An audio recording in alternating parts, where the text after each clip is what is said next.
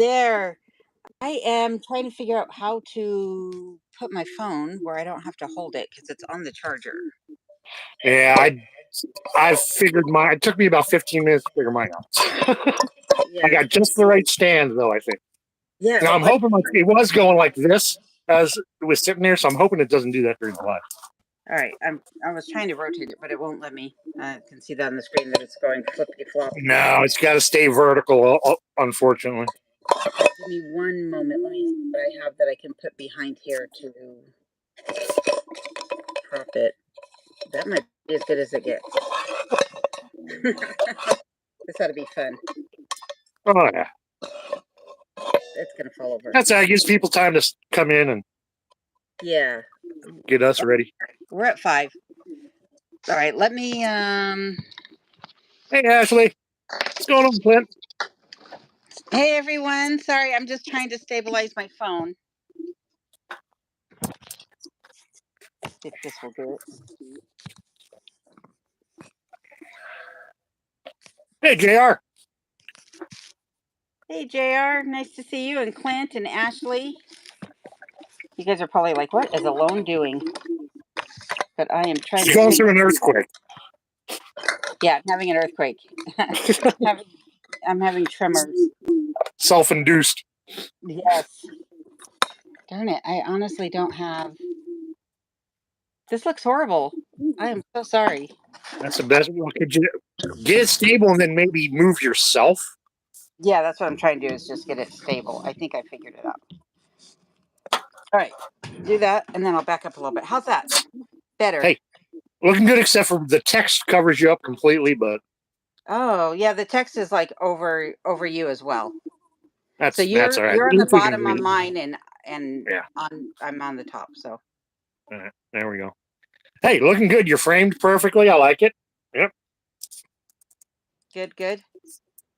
So how's things over your neck of the woods? Busy.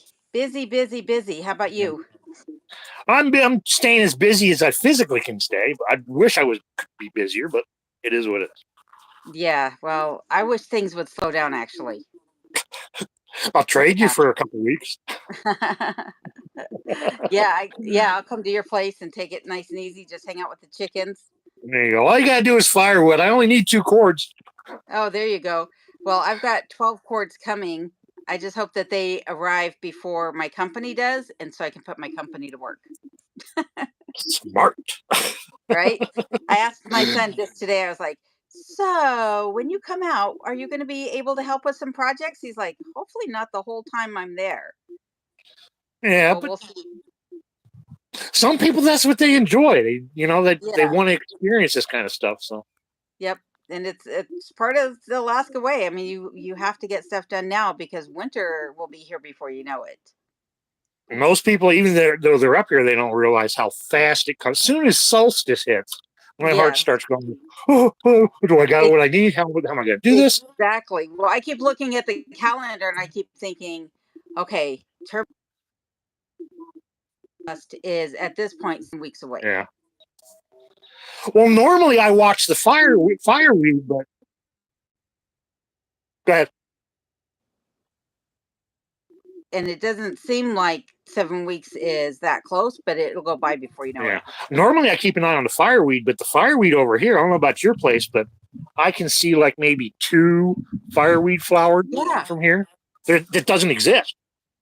Exactly. Same here. I haven't seen it, and where I have seen it, it isn't blooming yet. Yeah. Weird.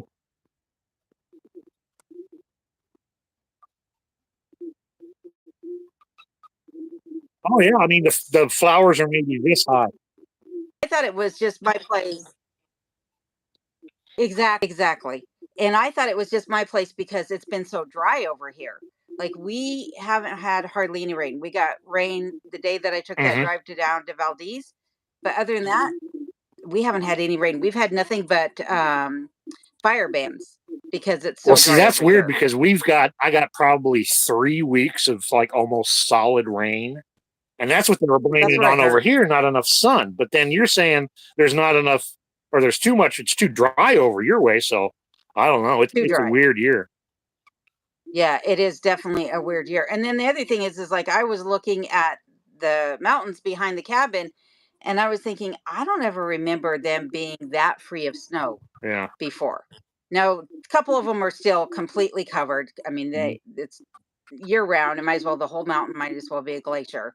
But a couple of them are really blue right now. And same thing with that trip down to Valdez. There's a couple places where there's still 15, 20 feet of snow on the Yeah. pass, but not very many. You know, Hi, Dee. it's Glad you could join us.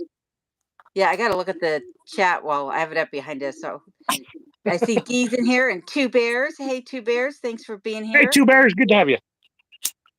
And JR says to experience the real Alaskan life requires chopping and stacking wood. That is correct. That's what I was trying to tell my son is like, this is the way of life. I know you're not coming here to live it, but you want to experience Alaska. That's part of it. Exactly. And I think I'm going to start like if someone wants me to take them like mushroom hunting or something like that, I'm going to say, come help me with firewood for a couple hours, and I'll take you mushroom hunting for a couple hours. It's a fair Exactly. deal. It is a fair deal. You have to trade. I mean, that's like the work that I'm having done on my property. I'm trading it for firewood. It's like Yeah. I can't afford to pay for the bulldozer, but I can afford to give you firewood to pay for the work that you're doing on my property because you're going to have to buy Mhm. firewood anyhow, you Yeah. know. And then like he's trading some of his services then with one of the local businesses, as a wash. Like Hmm. I'm going to help you guys out with my equipment, and you guys are going to cover my expenses for something else. And then Yeah. other projects that he's having done as well. I got to stop the live stream on my computer because it's just flashing. Oh, wait, Yeah. I can't do that because then I can't see the chat. It doesn't on mine. It doesn't Mm. look like you're flashing too bad. So. Yeah, it wasn't even me. It's like going on in the screen of the live stream. Huh. It's like a mute button and a percentage button. That's weird. It's yeah, it's very weird. Yeah, I'm hoping like I depend on just enough snow cover so I can get out to the woods so I can sled wood back to the cabin here. But Yes. like last year, we got that 3 foot here, like boom, overnight. And then I was like, Yep. oh crap. So I'm hoping I've got probably about 3/4 of a cord right now. Like I said, I only need about 2 cords. 3 cords, I'd feel real comfortable, but 2 cords, I know I can get by with. And I've got it out there. I just got to bring it back. Unfortunately, I got no equipment right now. It's all Manuel labor, but Yeah, and Manuel don't like to work every day, you exactly. know? Especially when you're old like me. I worked every day Yeah, all my life. yeah. Trust me, Hey, I know. Seashell. I'm at that point where it's just like this summer I don't have the energy level that I had last year. I feel like, and maybe it's just because I'm going, going, going, going, And I was thinking about this earlier today that the first summer that I was here and I had all well, I guess it was second summer, right? Because I arrived in August and then the following Yeah, spring I had the work done on the roof. I wasn't really doing any of that work. I was still just yeah. working on my computer all day long and then filming when I got an opportunity. But this Hmm. year, I'm actually out there and I'm actually doing some of the work and, busting things up and hauling things. And it's exhausting. It's It caught up is. with me. And then So, when you get sun up so long, you feel like yes, you need to keep working. And then all of a sudden it's 10 o'clock and you're like, oh crap, I didn't even start yeah, dinner. you know? exactly. Exactly. That's exactly how it is. And like the sun comes up so early that, I was, what was it? I don't know if it was last night or the night before, but I went to bed around 2:30 or 3 o'clock in the morning.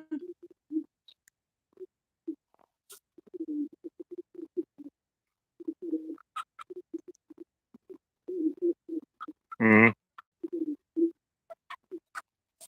5 o'clock or so right now, but you couldn't tell that by the Yeah. security I'm cameras. I'm in the middle of a video So, right now. I don't know if you saw one of the posts I did. It's called Camping with Steve the Rooster.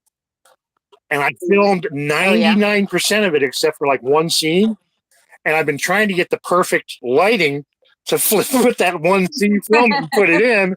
And it's like, God, either it's raining well, all night or yeah. sometimes you just gotta fudge it because in that last video I did in Valdez, I didn't go around the small boat harbor. And so all of that footage of the small boat harbor was from February or Yeah. March. So you can still see snow on the ground. So I'm sure somebody's watching it going, wait, the harbor's still covered in snow? How's that possible? It's like, no, that's months old footage. It's like, yes, and the sky cleared up all of a sudden too, and then started pouring again by the time I made it around the Yeah. harbor. The You magic of know, editing, right? exactly, exactly. So, yeah, it's and you're right, getting the lighting sometimes is hard. Hmm. It's very hard. And like this time of the year, it washes everything out. Hmm. I was talking to someone the other day about the editing process and some things that I have to do to make the footage look better. And I was explaining you know, messing around with color grading and they're like, "Why do you have to do that?" And I said, "Because anything white in the sky makes everything blown out." Yeah. But then, in a couple of months from now, everything dark and I'll have to brighten everything up. Yeah. Just the Right now opposite. I'm darkening it, and then a couple of months I'll have to add light to it and turn on all the studio lights and things like that around the cabin. So, because I don't have enough lighting in the cabin to make it look visible. Everything's in the shadow if I use just the cabin lights. But people got to realize though too, that's how we live. Yes, I live mostly yes, by the headlamp, you know? exactly. Exactly. And in the wintertime, the other thing is you're coming up with the sun and you're going to sleep with the sun because it is so dark and you're not Mhm. using the electricity. So that's the hard thing when I was working remotely too, was as the days went.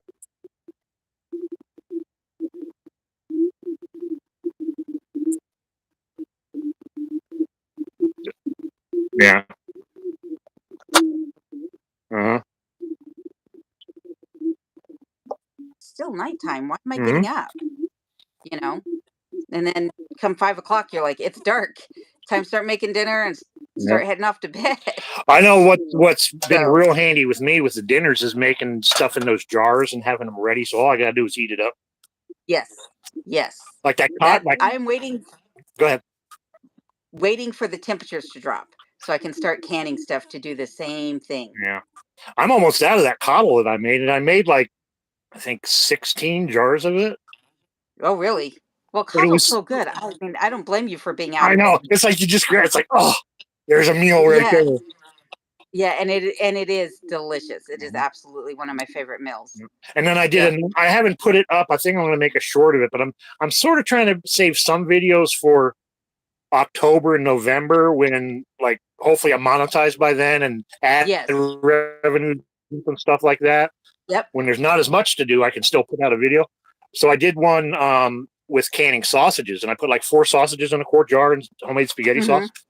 And I'm almost through all of that too, Oh, yeah. because you can just pop it open and throw it in a piece of bread. You got a sausage sandwich, Yep. make some pasta real quick. Yep, exactly. Like I used to think, when I was younger and I'd see my aunt's house, with jars and jars and jars of food. Like, why do you need so much jarred food? But you're right, it's convenience food. Especially, I don't know about your cabin, but I don't have a microwave. You know, so it's just like you're heating it up on the wood stove, or you're heating it up over the propane or the butane. You need quick because either you don't have a Yeah, lot of fuel this time of the year, or you don't want to be heating up the cabin to cook, you know. yeah. I hate heating up the cabin. I wait as long as possible. I'm locked up. Can you hear my voice? I I know can the hear you, video. but you're stalling. Your Okay. voice is coming through, but your image is like freezing. All right. Yeah, I cook mainly this time of year with propane because I don't have to cook up the heat. So I get to live in a tiny house. I mean, my living space is 8 by 16. Yeah. So there's not that much room in there. So it heats up fast and it cools down fast. So having a gas stove this time of year and not having to fire up the wood stove until I get my outdoor kitchen going, which is another goal, maybe Same next here. year. Same here. Yeah, I keep going back and forth on what it's going to be. Like I have all these, I wouldn't say they're grandiose ideas because they're very primitive ideas of what I want. Mm-hmm. Um, but it's a matter. Same with Yeah. you. Clint, I'm raising my chickens mainly for eggs. They are a combination meat and egg bird, so they're either way. We're gonna see how well the Tasmanian Turkins do this winter with their bald necks and everything. I might have to make them some turtlenecks.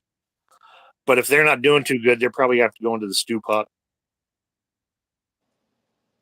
Yeah, I was gonna say I was reading Clint's comment about he says that he doesn't can or jar, but does vacuum seal and freeze so that he can just pop it in the microwave and enjoy.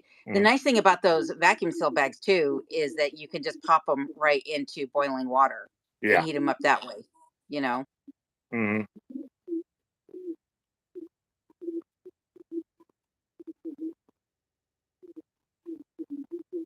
Yep.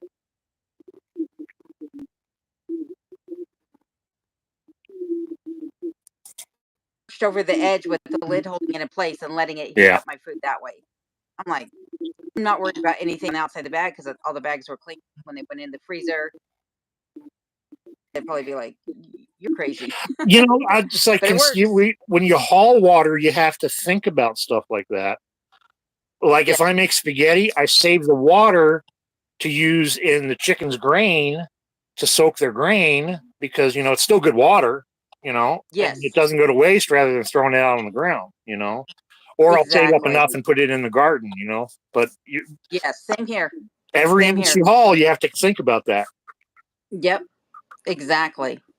It's like if I'm boiling water for doing dishes, that rinse water is going straight in the garden. Mm-hmm. The dishwater maybe not because of the soap in it and what have you, because I have a lot of leafy greens in the garden.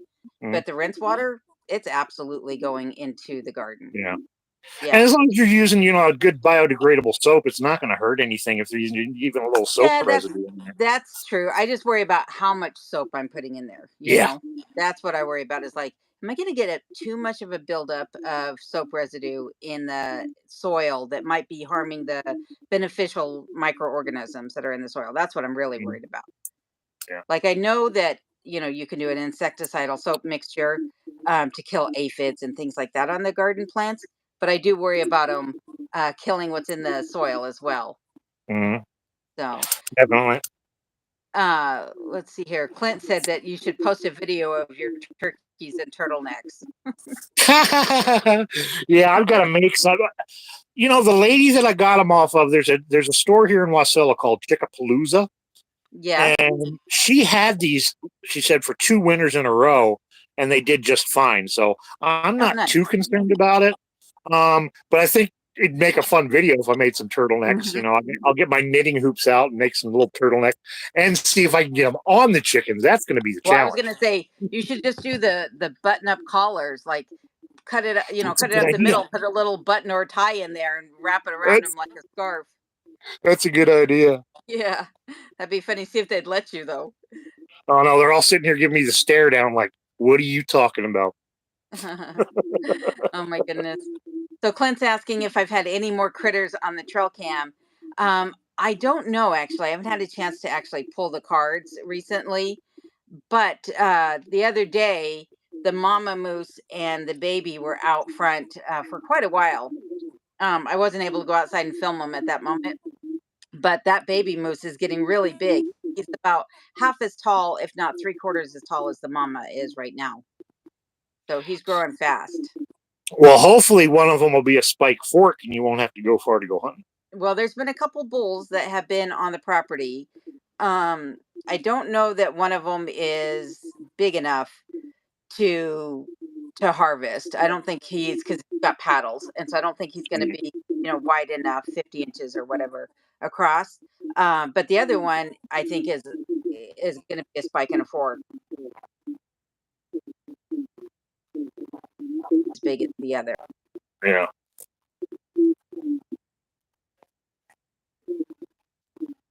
I've been talking to them about harvest and things like that because there was a question that had come up on one of my previous live streams or a statement about that I cannot harvest off of my own land, but that is That's absolutely not not true at true. all. There are two periods, they're like a couple days each, like 3 4 days each, where you can harvest legally on your own land. um and so I can do that. And then the other thing is that the federal, because I'm in a federal subsistence area, the federal is the same as the state, Mhm. and I can't do both. So it's one moose bag limit.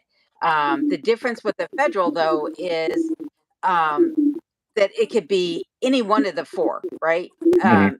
It could be the spike fork. It could be, um, the 50 inches across. And then there's two other things I forgot at the moment what they were, but two other things that it could be.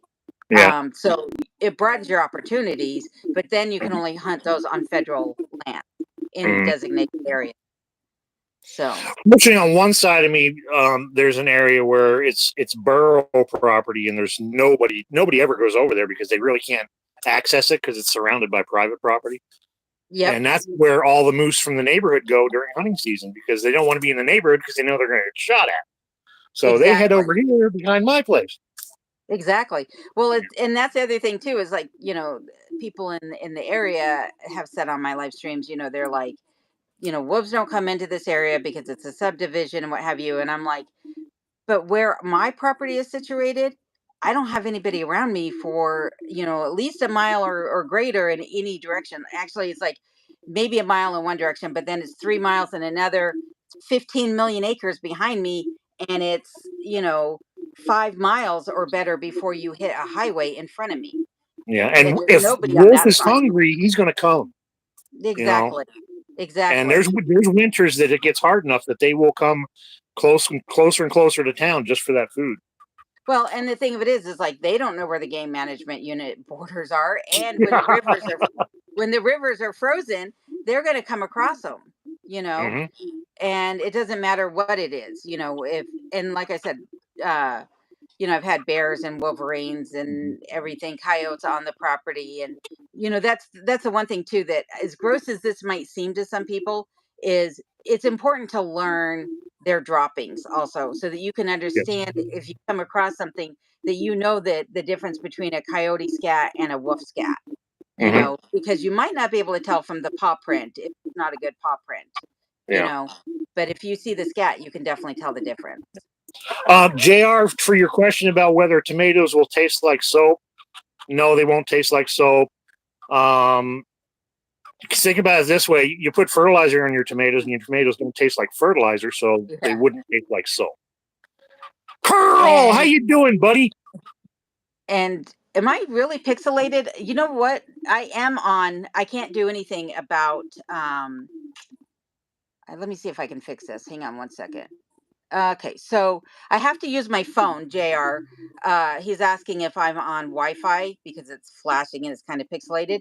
I have to use my phone in order to do this joint live stream, and so therefore I can't hardwire in. I can either use Wi-Fi or cellular.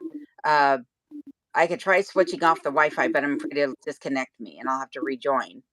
Yeah, and I've only got one option. I'm on the cell phone, and I'm in an area where if I go a couple hundred yards, I get better signal. Hmm. But I'm staying here. Yeah, and I that's don't the want to go thing sit too. out in Is the middle like, of the road. well, and that's the thing too. Is like, if I move around in the cabin, I lose signal. I could be by the back door where you would think you'd have greater access to the signal coming in because you're at an open door. But no, I lose signal there. I lose signal in the driveway. So yeah, Yeah, it's like unfortunately this is the only way they allow it to happen. yeah. Hey, real quick question for Curl: did the Phils win tonight? Did you watch the game? Let's see here. Curl's one of my Philly people. Oh, I see. I see. Yeah. Yeah, and Clint's asking, are you allowed to set up feeders or plant crops like oats to attract moose, etc.? No, you're not allowed to bait at all. With the exception of bear bait stations, you are allowed to set those up, I believe. Yeah, but there's very strict rules with that. You cannot set up a bear bait station, I believe, within a half a mile of a living dwelling, like a Okay. place where someone's actually living, Yep. because they don't want to draw bears towards, cabins Yes. and stuff like that. Exactly. Exactly. Phil's won 6-4. Awesome. Go Phillies. I don't have TV or any way to pay attention to games, so I only get stuff after the fact, So I got to count on Yep. people telling me what's going on. Well, that's most of my news actually comes from the comment section of my videos. People saying, "Were you affected by the earthquake?" Or, "This has happened or that has happened. Have you seen it?" And I'm like, "I know nothing of this. I don't even know anything about the earthquake."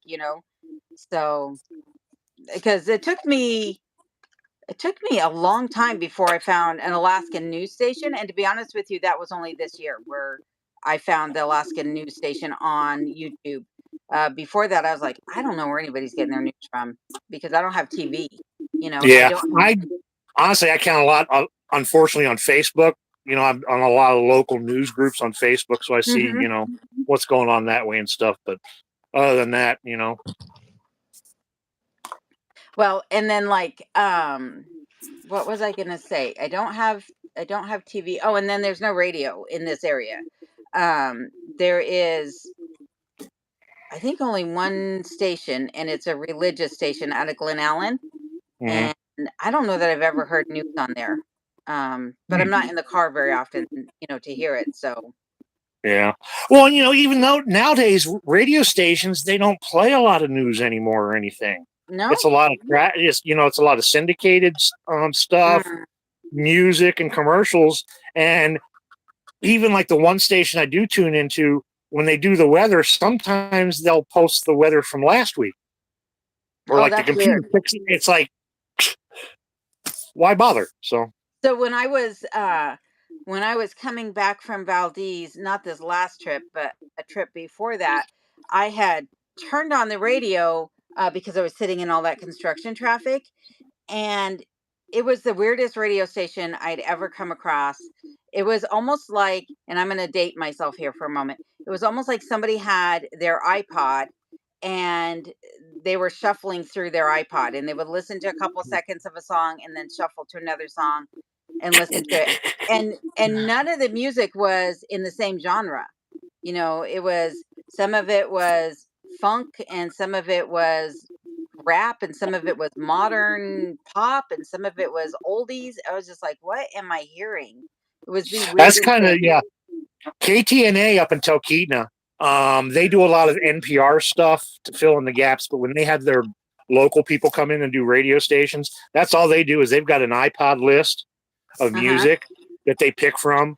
And yeah, you never know what you're going to get. So Yeah. Yeah, I could see that's probably exactly what somebody and it might be pirate radio that I was listening to, because we had a pirate radio station back in Colorado mhm. where, they before all the I was listening to a thing about it, about how they were able to still be on the air.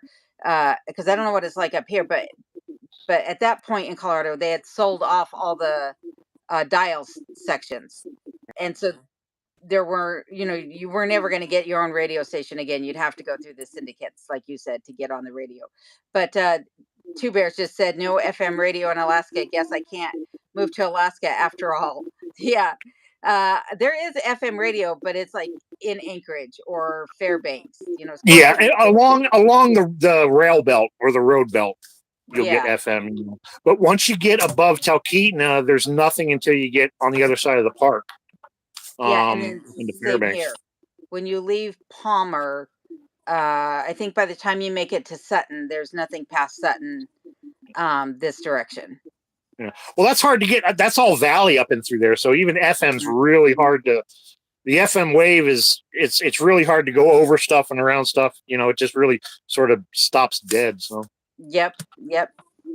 So you got to make sure that you either have a working CD player or your own music downloaded on your phone or something.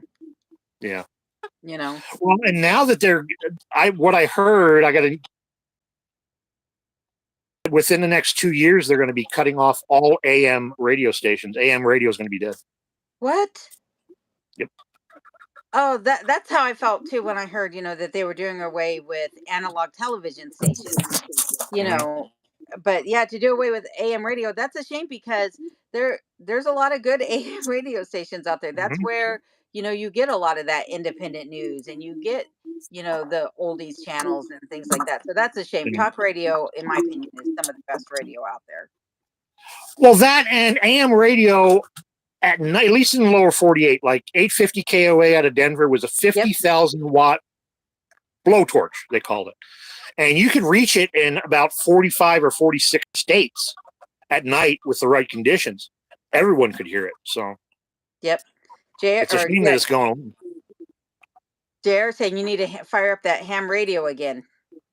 I need to get another ham radio. Geez, I haven't fired up a ham radio. Actually, the last time I fired up a ham radio, I talked to somebody when I crossed the border from Alaska from Canada into Alaska, and I made an announcement on 6 meters, and a guy from California and a guy from Japan got back to me and said, "Congratulations on your move to Alaska." And that's the last I've talked on the radio.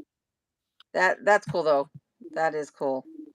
Well, I listened a lot when because I did a lot of 2 meter and that's a lot of repeater work. And the guys in this area are more interested in the emergency communications portion of it rather than sitting around and talking and having fun. Whereas the group of guys I hung out with, we just, bullshit on the radio, have fun. And when it came time to an emergency, whether there was a forest fire or transmitting hurricane traffic or anything like that, then we got serious and we knew what to do.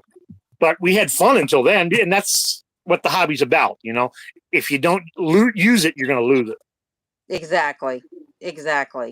Well, I've wondered about ham radio. Not that I want to turn this whole conversation into ham radio, but I wondered about ham radio, and in the event of a disaster, like a Keratin type event, it might take out all the towers. How would ham radio work? Would it be able to?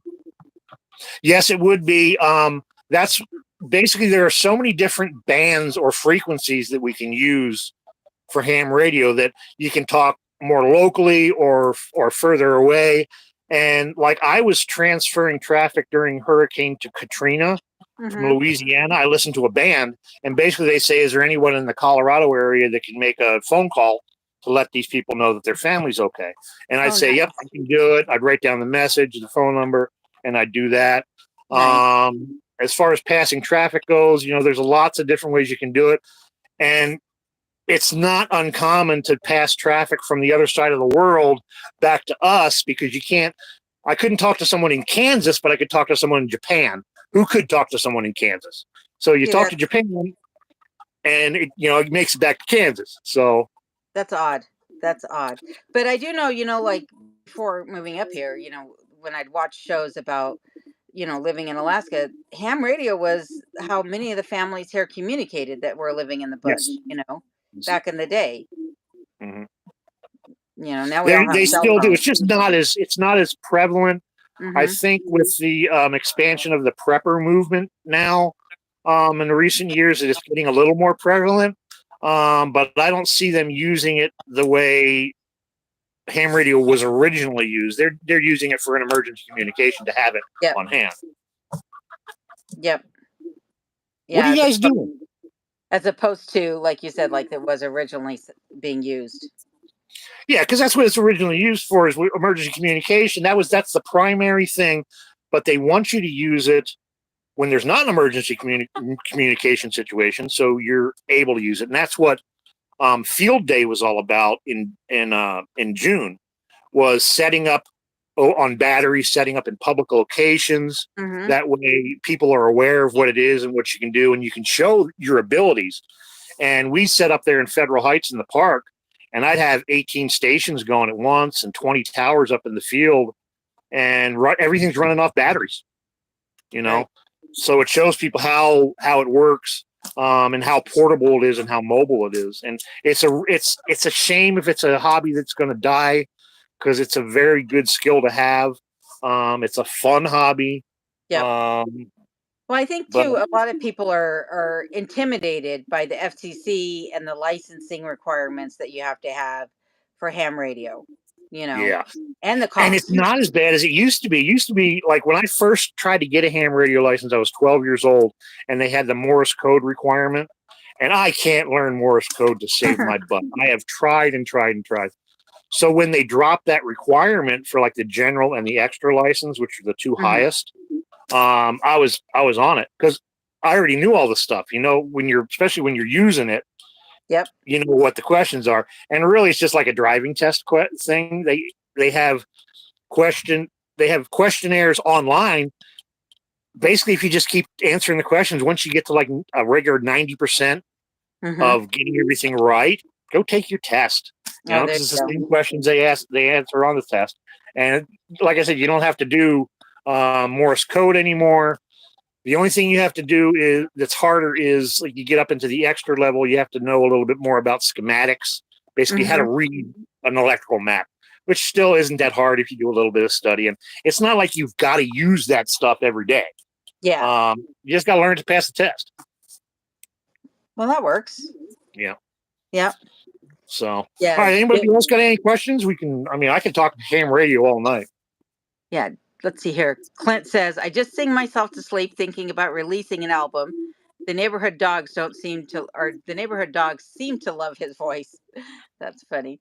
There it is. And then let's see here. There was something up ahead from Curl. Curl said, Gnomestead cable is the biggest ripoff ever. I pay $280 a month. I'm about to shut it off. I want to get a couple of Fire Sticks. And Clint says, I haven't had TV for 15 years. Follow several news channels on YouTube or Rumble. Yep. Dee Well, says she actually, cut her Curl, cable years ago. yeah, Curl, you being in the city, you're going to do better over the air with a digital signal. You're going to get a better signal than you will through any kind of cable or satellite. It's more crystal clear. Yes, it is limited to local stations, but anything else you want is online. It's either on YouTube or you can get, any of the lower dollar TV, like was it? I forget the name of half Hulu and stuff like that. So, Oh, yeah. but really, once you get away from TV and you're used to it, You don't miss it. you don't. Mm-mm. In fact, I find myself when I get near a TV, I'll be staring at it, and I got to stop myself. Like, what the hell am I doing? It's like I get hypnotized and sucked in. Yes. Well, and then like the other thing is, the other day, as I was trying to go to sleep, was flipping through YouTube Shorts, and I was sitting there thinking, "What in the world? What am I watching? Like it wasn't entertaining. It was, I don't know. It just made me think of how degenerate the world has become. It wasn't good quality stuff. It was just like I felt bad after watching it. I was like, oh my god, I did not need They're to sit dopamine through that. dumps, is all they are. It's a dopamine dump. Yeah. Yep. Yep. A And lot I'm of like, negativity. and it's hard for people like you and I who do, even on YouTube, who do longer form content, Mm-hmm. 20 minutes, 30 minutes, sometimes an hour. People don't want to sit down and watch that. But it's like, if we're trying to teach you something, how can I teach you something that I've spent a week working on for 8 hours Yes. a day and getting it down to 30 minutes Yeah. just Is it to hard? try and, yeah, it's hard, let alone doing a short, Exactly. Well, and then so there's that flip side of it, right? You have the stuff like I was watching the other night that you're just like, this is not good quality stuff. I don't really want to be witnessing these things. To the flip side of the people who do shorts professionally, and I don't know about you, but I can't compete with those people, because I my filming is not that good. My voiceovers are not that polished. It's like it's almost like they're using look, $1 million ad at a Super Yeah. Bowl, some of those shorts on cooking or projects or whatever. And I'm like, like you said, how do you take this recipe that took you 30 minutes to make and condense it down and have it look good? I haven't figured that part out. And especially like that projects like your chicken coop, how would you have done Yeah. that? Well, You know? and they're also running 4K and 5K. Mm-hmm. And we're limited with our uploads and downloads and stuff like that. In fact, my Yep. tablet that I use for editing, it will not do 4K. 1080 Yeah, is same the with my highest quality computer. that I can do, until I can upgrade. But then making that next step for the upgrade for me would mean big batteries and more solar and generator, and it's stuff that I don't have in the budget to do. So I Yeah. make do with what I got, my phone and my tablet, and it takes me twice as long than using a laptop would be to produce a video, but you got to do what you got to do too. So. Yeah. I hear you on that. And then, like you said, it's also our upload speeds, because I don't know what your internet's like where you're at, but I'm on DSL. And while they're working in this area to upgrade the services, I think throughout the whole state of Alaska they are. Um, you know, they told me when I talked to them the last, they said no, it'll still be a few years before we actually get that fiber put in the ground in your Mhm. area. And then my property has a special circumstance surrounding it, which I'm not going to get into. But because of that, I'm going to wind up going with Starlink. But Starlink's expensive. It's like Mhm. I was looking at it the other day, and was saying that the speeds on an upload were like 3 to 10 or something like that. And I'm like, well, that's still better than what I have now. At 3, it's still 3 times faster than my upload speed of 1, but 3 still isn't great. Yeah, and I'm limited to the cell service because I've got no cable coming in here or anything because I've got no electricity. Hmm. One reason is it would cost so much to get electricity, it would never pay for itself. Plus, I got to pay a bill on top of that. Yeah. I think the last time we checked, they wanted, and they only got to put in like 3 or 4 poles to get it the rest of the way into here. They wanted $25,000. Yep. Yep. That's a lot of money just to pay an electric bill every month. If I'm paying 25 grand, I want at least 10 years of free electricity. Right. Right. Well, and that's the thing about the electricity pole on my property. One, I didn't want a cabin with electricity originally. I was like, nope, I don't want electricity. I don't, because I wasn't planning on doing YouTube either, originally. So I was like, I don't actually need the electricity. Um, but I'm glad it's here. And when I had the power turned on, they came out and put a new meter on the cabin, and the guys were talking about, can we put our own lock on your gate so we can get back there if ever we need to maintain that pole? And I could never figure out why they would need to get onto my private property, do anything with a private pole, right? I was like, that doesn't make any sense. Well, it was only when the locator came out that I realized that, yeah, the pole is on my property, but that pole having primary power belongs to the power company. It's Yep. not my pole, you know, Yep. because they could feed, like I said, 50 other lots off of that one pole on my property. Yeah. And what would they really need to do that wouldn't be able to give you at least 24 to 48 hours notice that they need to come in and do it? Well, I think the thing is that in this area there's a lot of snowbirds, people that don't live here year round because of the amount of snow.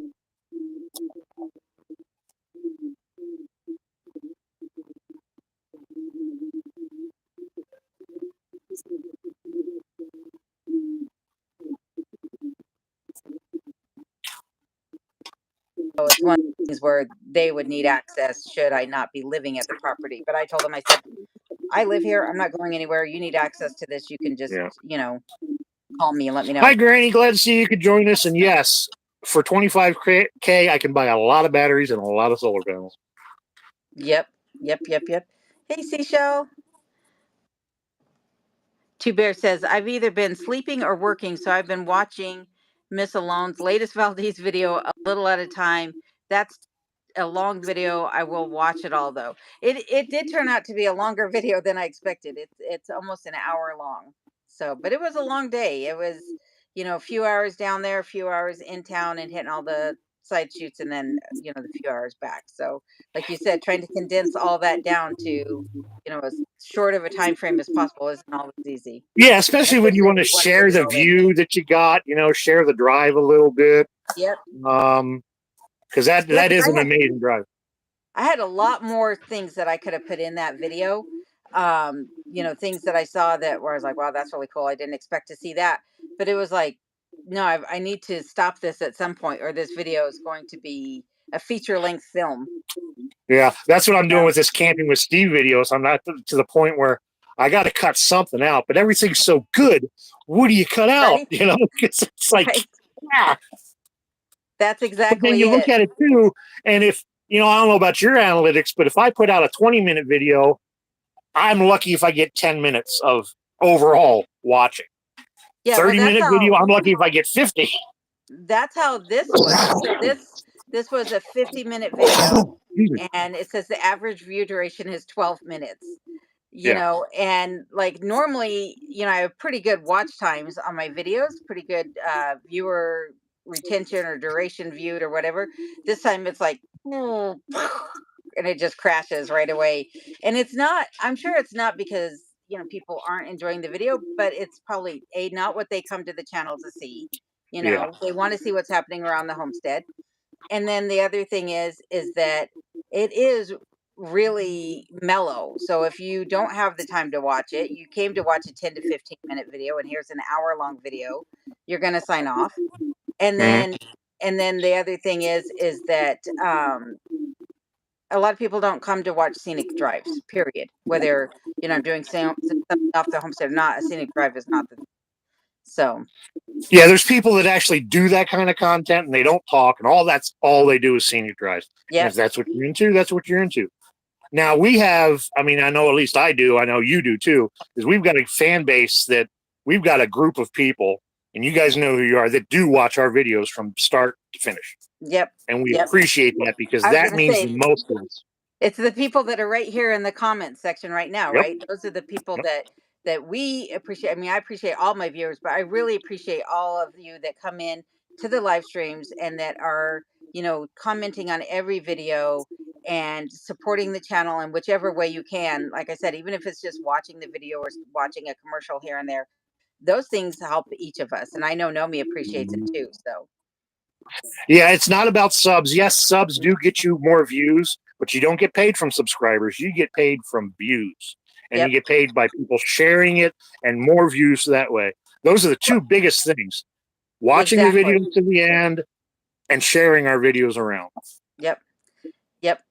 And then the other thing is that I love the interaction, right? I love getting to read the comments. I love that when I have the opportunity to respond to comments or emails. Sorry, JR, I've seen your emails. I just haven't had a chance to respond because usually it's like while I'm getting in the car to drive down the driveway or something.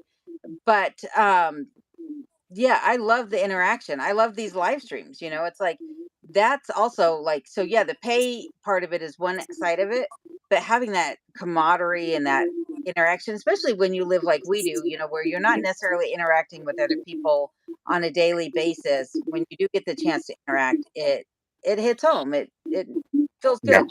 Well, it helps too that when you spend a lot, I've spent a lot of time alone, even before I started making YouTube videos. I mean, Hmm. you spend a lot of time alone.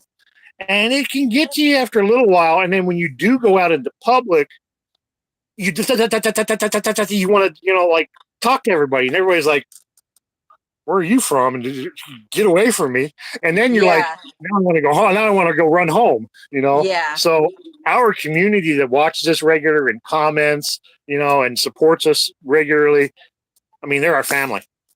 So I do have a funny story though about being out in the public eye, right? And that is that the other day I was driving home and I pulled off to the side of the road to let Kenai out, and I wasn't necessarily pulled off into one of the normal pull offs. It was Mm.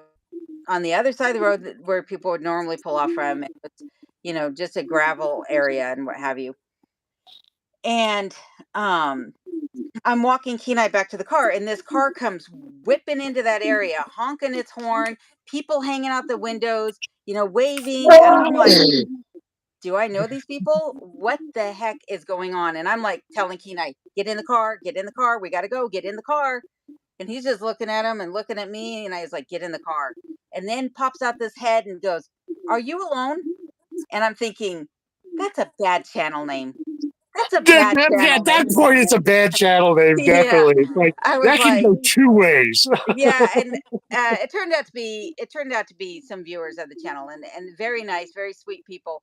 But I told them, I said, if it hadn't been your little red giddy head popping out of the window saying, "Are you alone? Are you alone?"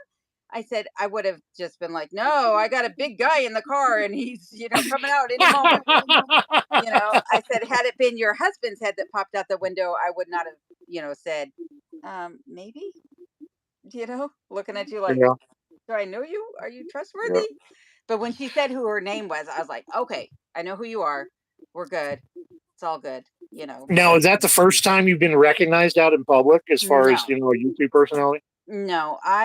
The first time was after I did the video about the build of the cabin, and how we used, telephone poles from Valdez. And I talked about it was the pipeline workers that had built this cabin. And I used some PBS footage. And one of the gentlemen that was in that old pipeline footage, his daughter happened to recognize him, and she saw me in Petco, and she came up and said, "I just wanted to say thank you. That was my dad, and that really brought back me. So thank you for that." So that was nice. I got recognized by another couple one time while shopping, also, and then I ran into Adam and Phyllis from Cut the Cord while at Sportsman's Warehouse, and who else recognized me? I think just these people then. So I think that's four times Yeah, where it's oh no, it happened also when I was getting coffee one time.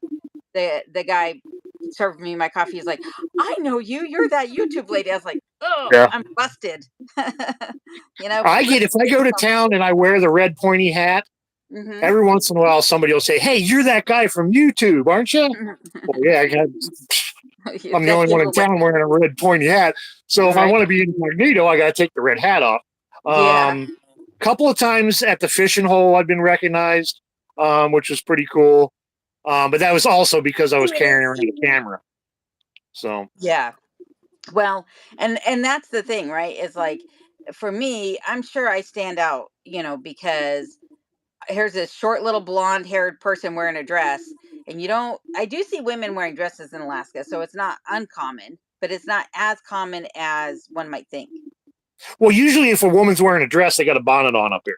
Yes, yes, They're they're or scarf Mennonite. or head covering. They're more. They're it's for religious reasons more than just for wearing a dress. Yep, they might be Mennonite or Amish or some other, religious sect. Baptists, but That is Southern true. Baptists wear scarves too. Do they really? I did not know that. Yeah. Yeah, so in fact, I saw some Amish people up in Glen Allen just recently. Um, and the girl was, checking me out, little girl. She probably was about 13 or so, looking me up and down. And I was doing the same to her. And I wanted to walk by and say, "I love your dress." But then I was like, I'm not. I'm just keep walking because otherwise it's going to start a whole conversation. Yeah, I always do adult because I'm used to growing up on the East Coast outside of Philly and around Lancaster County, and I had um, family members that were actually Mennonite. I hmm was used to bonnets and skirts, on ladies and stuff like that growing up. So now when I see it, it's like a double take. It's like, wow, I haven't seen that in a while. Yeah, yeah. Well, I had heard that there was like a large Amish colony that was trying to buy land up here in Alaska. That they'd spent a few years traveling around Alaska trying to find the right piece of land. I don't know that they ever did, but I know that at one point, it made big news that they were trying to buy land up here. Now we've had got in here in the valley. We've got a lot of Russians, and a lot of them are the Russian Orthodox. They hmm also will wear the dresses and the bonnets, but their dresses are definitely more bling. Oh They yeah. wear the real shiny material and stuff like that. Yep. So you can tell the Russians, but even though you see a few of them out in when you go shopping and stuff, you wouldn't believe how big the Russian community actually is here. I mean, it's Oh huge. yeah. Yeah. Yeah, especially on that side of Alaska, I think it's more prevalent than it is here. I mean, we have a Russian restaurant over here, and there's some Russian the people that work in the restaurant, some of them are Russian, but I don't think they really like live here year round. I think they come up to help in the restaurant and then they go back. Now, JR, if you catch me in town, I will not be wearing a dress, but you never know. I could have a kilt on. And there I've you been go. known to do that.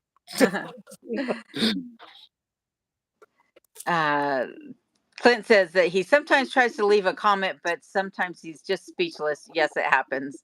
That's funny. If we can make Clint speechless, that's an accomplishment. Right. JR is asking me if I've been to my post office this week, and I have not. I haven't gone north in the last week. So I need to do that, though. I definitely need to get to the post office. So I know you have some things there waiting for me, JR. So I will get to them. It's on my to-do list if they hit the post office. Hey, Brun Free, good to see you, hon. What time is it in Australia?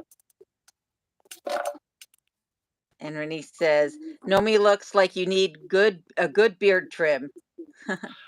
Gnomes don't trim their beards. If I trimmed my beard, I wouldn't be a gnome. There you go.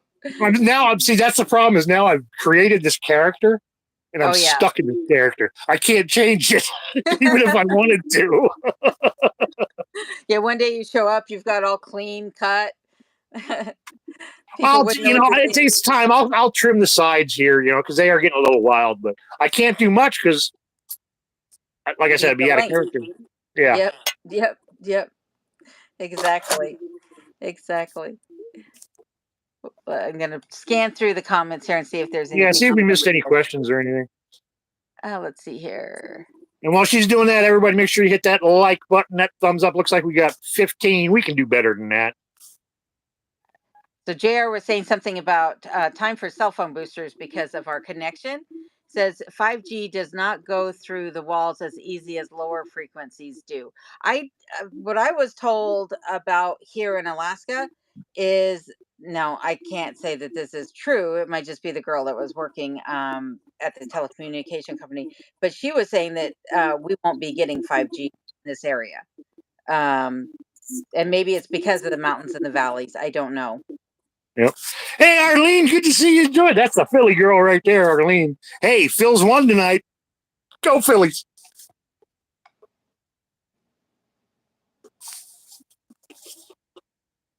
Let's see here. I think. Yeah, that's one reason I'm outside, because I get a better signal when I'm sitting outside. Even though I don't have any metal except for the metal roof on my cabin, I get a better signal outside. So.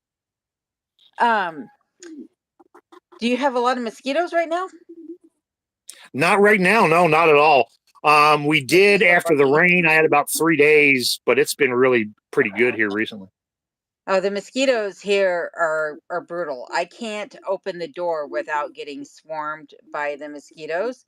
And in fact, today when I was going outside, I happened to look up for whatever reason, and I noticed a spider web, not a cobweb, but a true spider web taking up a good portion of the corner of the doorway, with a big old spider in there catching mosquitoes. And then I went down the driveway, and right there was another giant spider web. I was just like, yikes. I have not seen that many spiders since arriving here. I have seen spiders, but not like this year. This year there's a lot of spiders.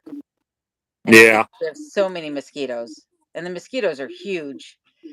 I mean, you can say I got a mosquito bite here, I've got a mosquito bite here and here, I've got them everywhere, even though the big ones get me. They'll put a welt on there and they itch, but when the tiny ones bite me, they don't even really bother me at all. They're just kind of annoying.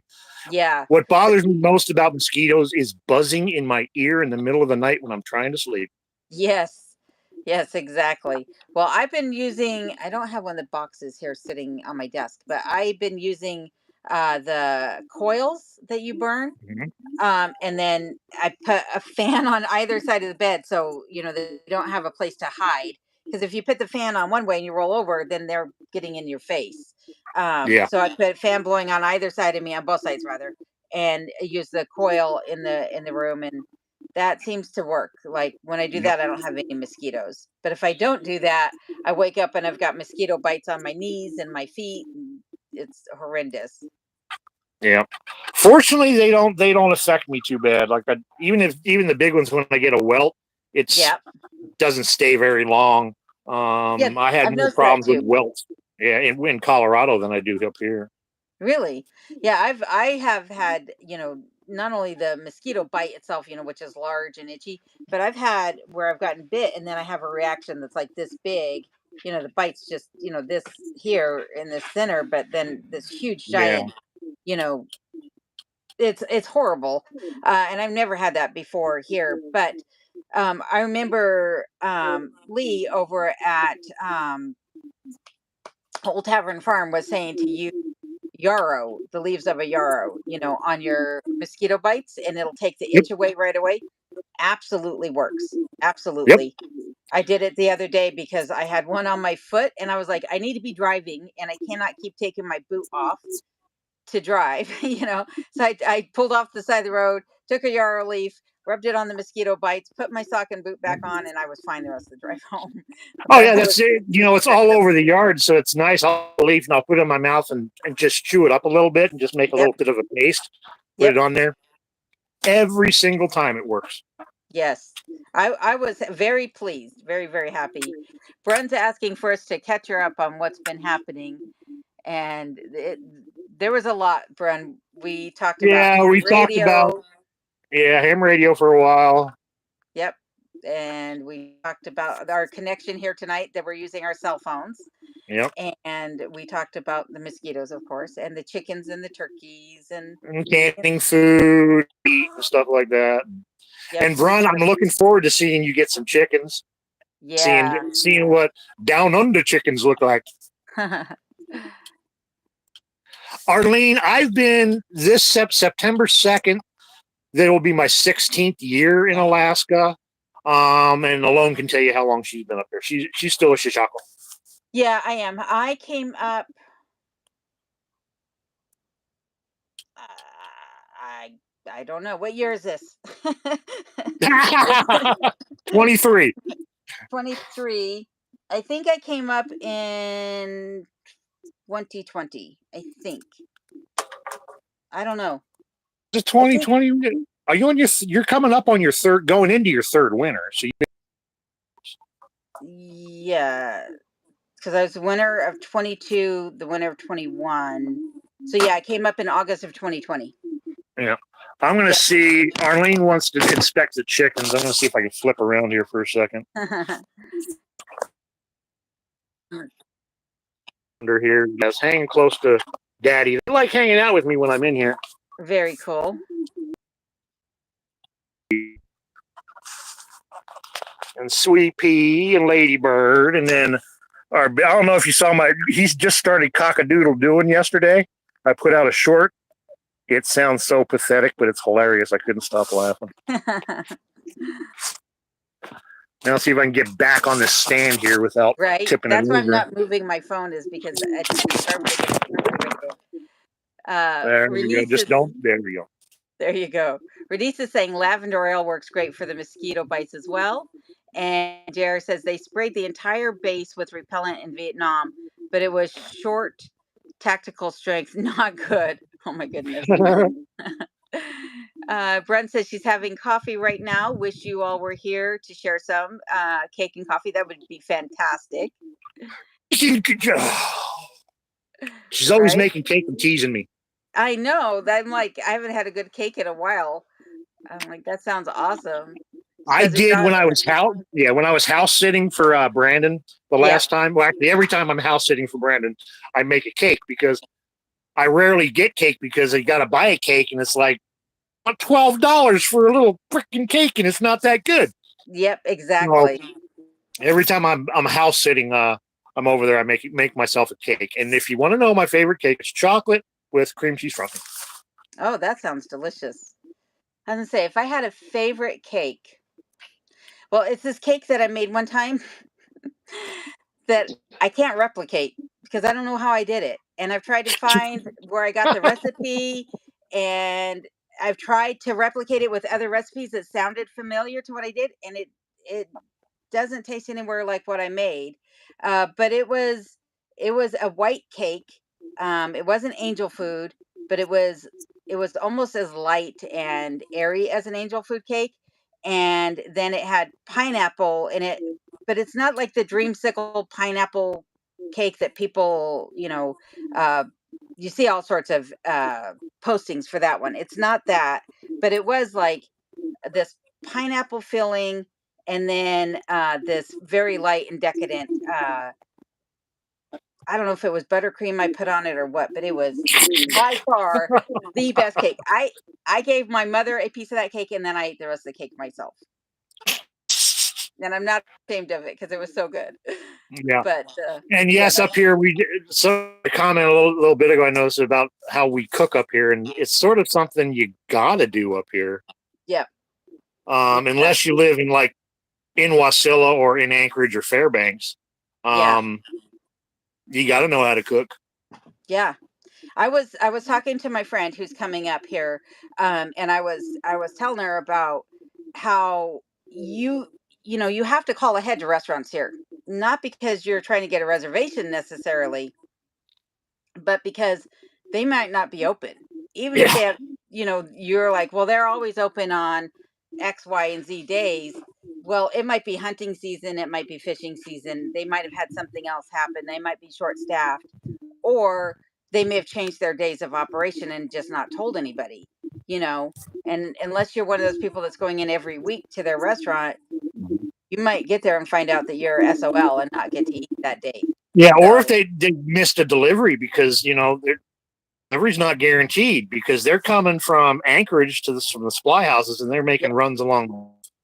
And if they don't have enough stops to make the runs to make it worth it, they ain't coming. exactly. Exactly.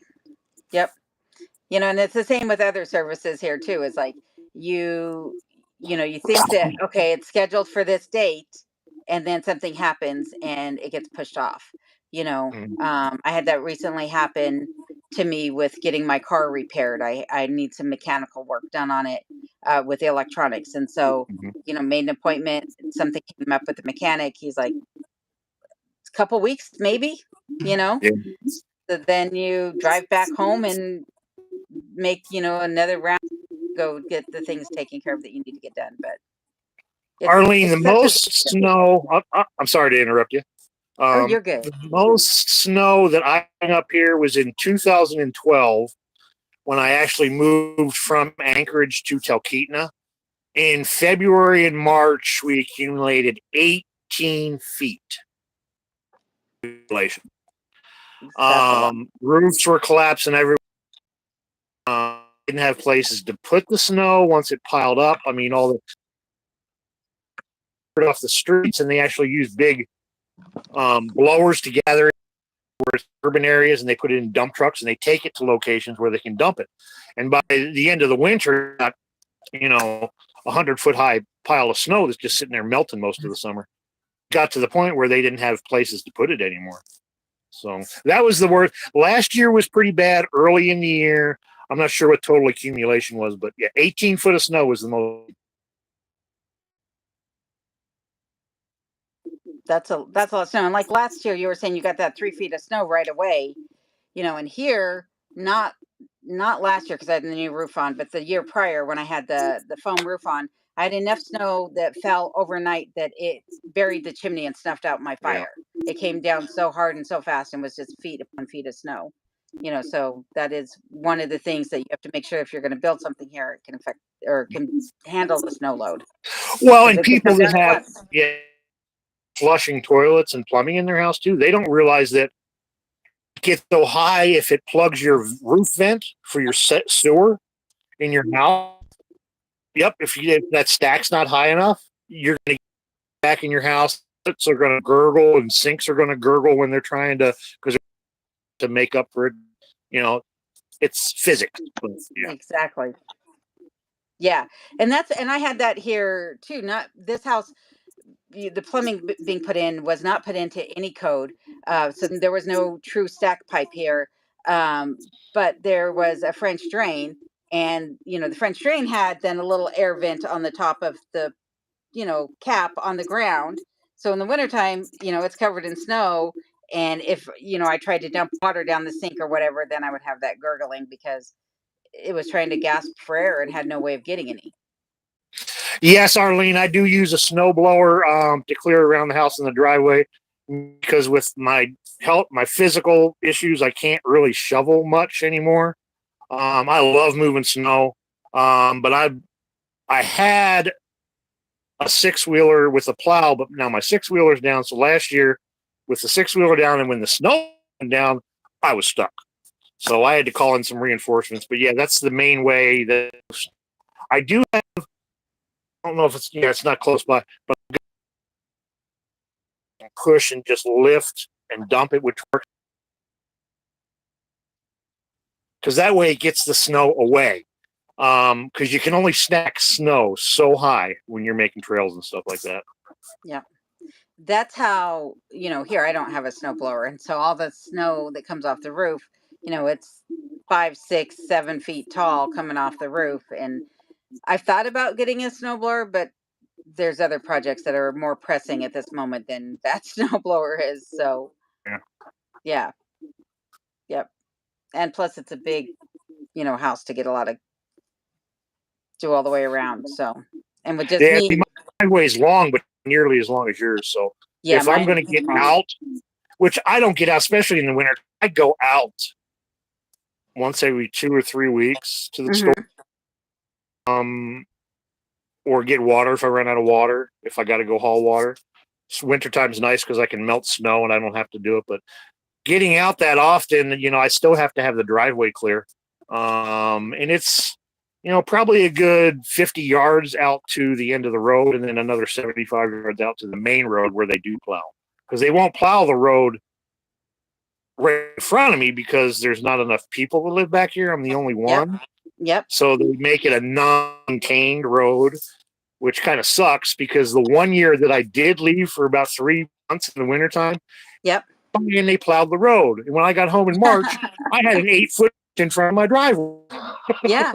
Well, that's how it was that first winter that I, was here, because I knew that I was going to get snowed in, because I didn't have any way of getting my driveway, clear to the snow, no plow or anything like that.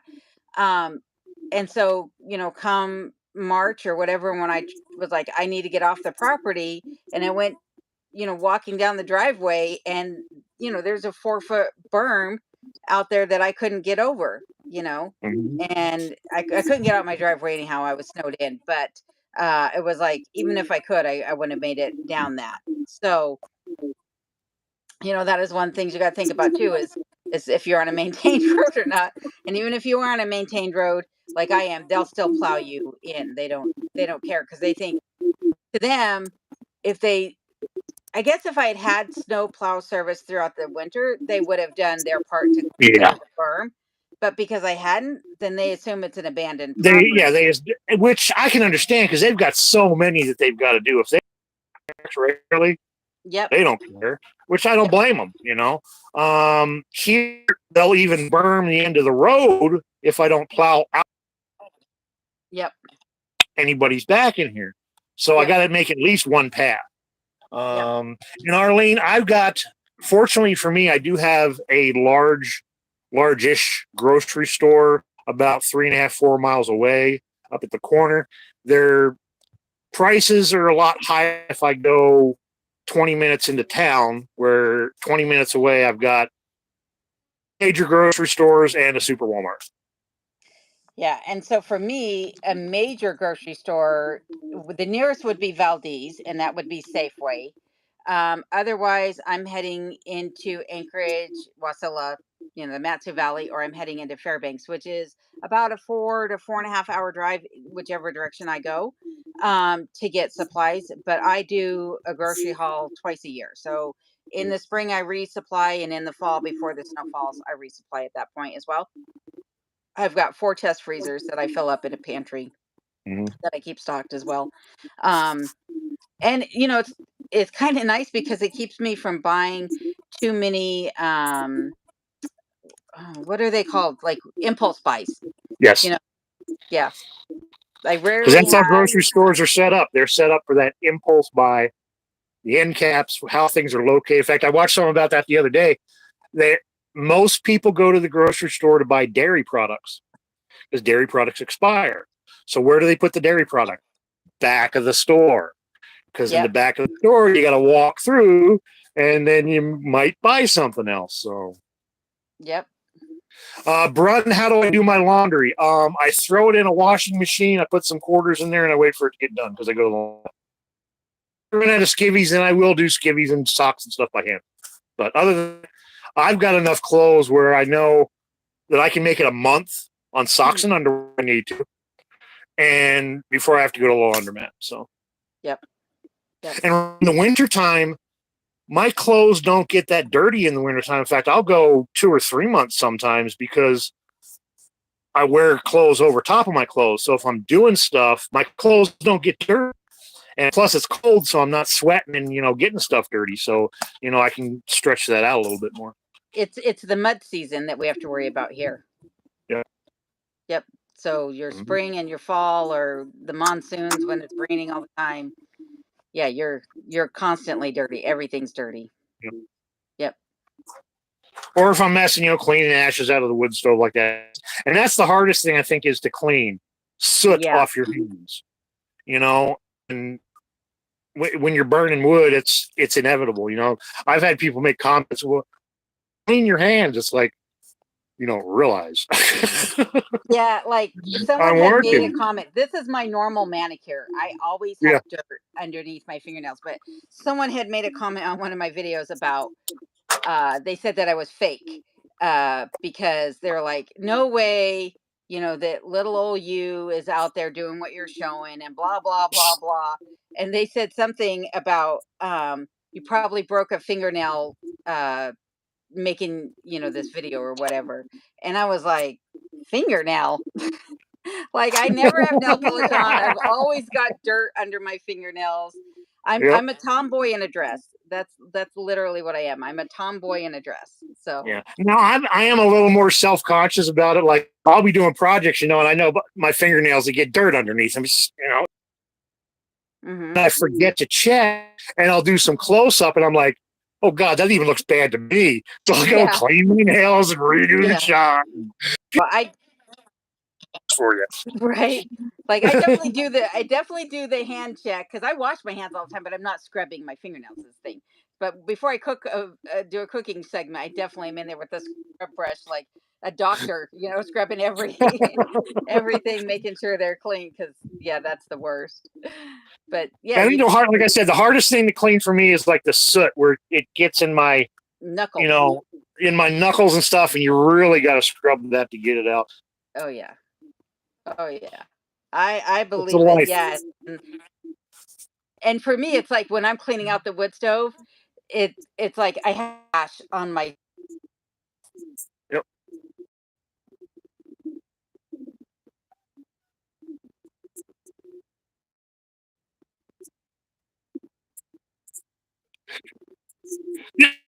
both I don't eyes, have or mirrors in my house. You got a mirror in your house? I've very rarely. I've got I've got an old mirror. It's, one that all the silver and the black on the back of it has started to flake away. And so I can't really see myself very well in it. No, I guess I have two mirrors because I have the mirror from my grandparents' house hanging over that piece I bought earlier this year. But that mirror's up high, so I can't really see myself. It's more to just reflect light. But the one mirror for looking at yourself in, I can't really see myself in that mirror. Who's looking at us but us? So it's like, Right? I'll look at myself Right? before I go into town to make sure I don't look too disheveled. Right, exactly. If I'm too scruffy Exactly. and I go to the store, they follow me around like I'm stealing stuff.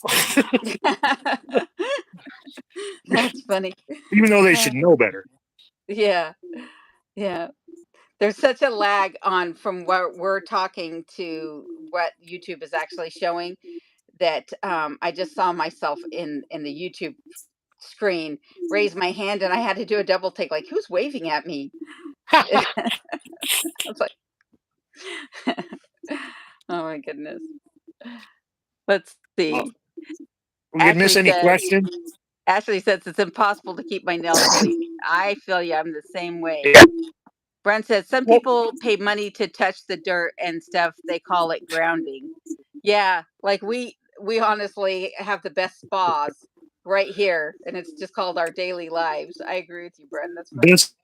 best exercise programs,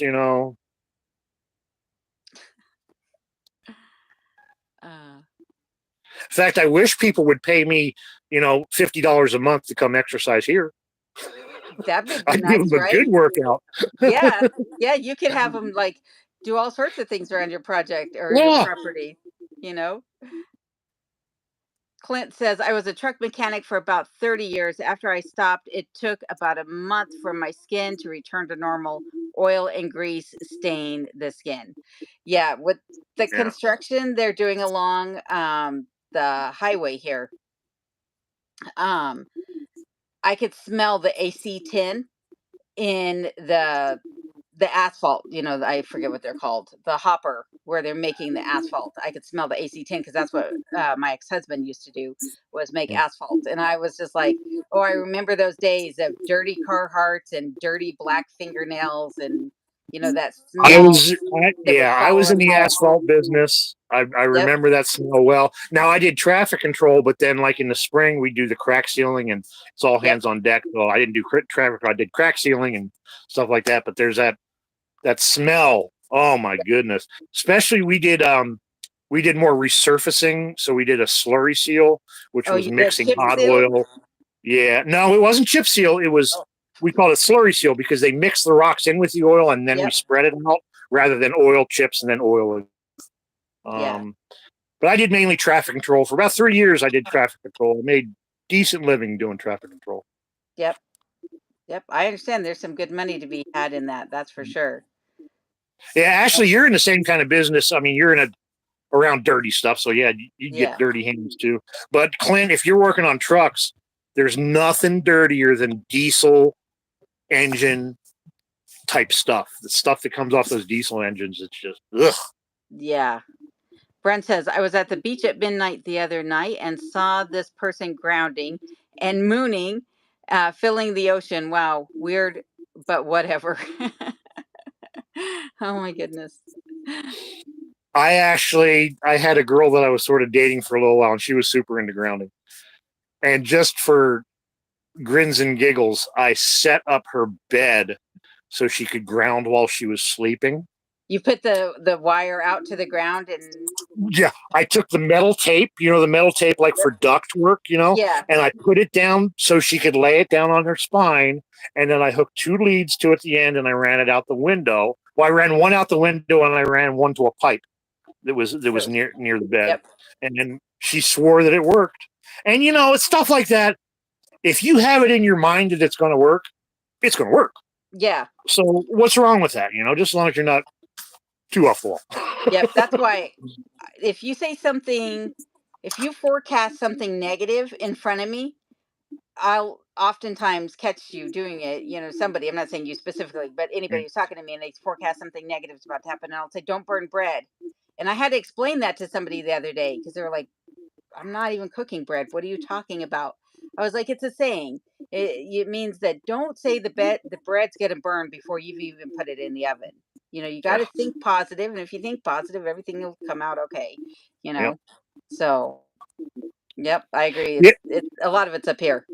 Yes, Arlene, my main source, just like Alone's there, is well, I don't know if you've got any other you've got a backup for diesel though too, but my Mm. main heat source is firewood.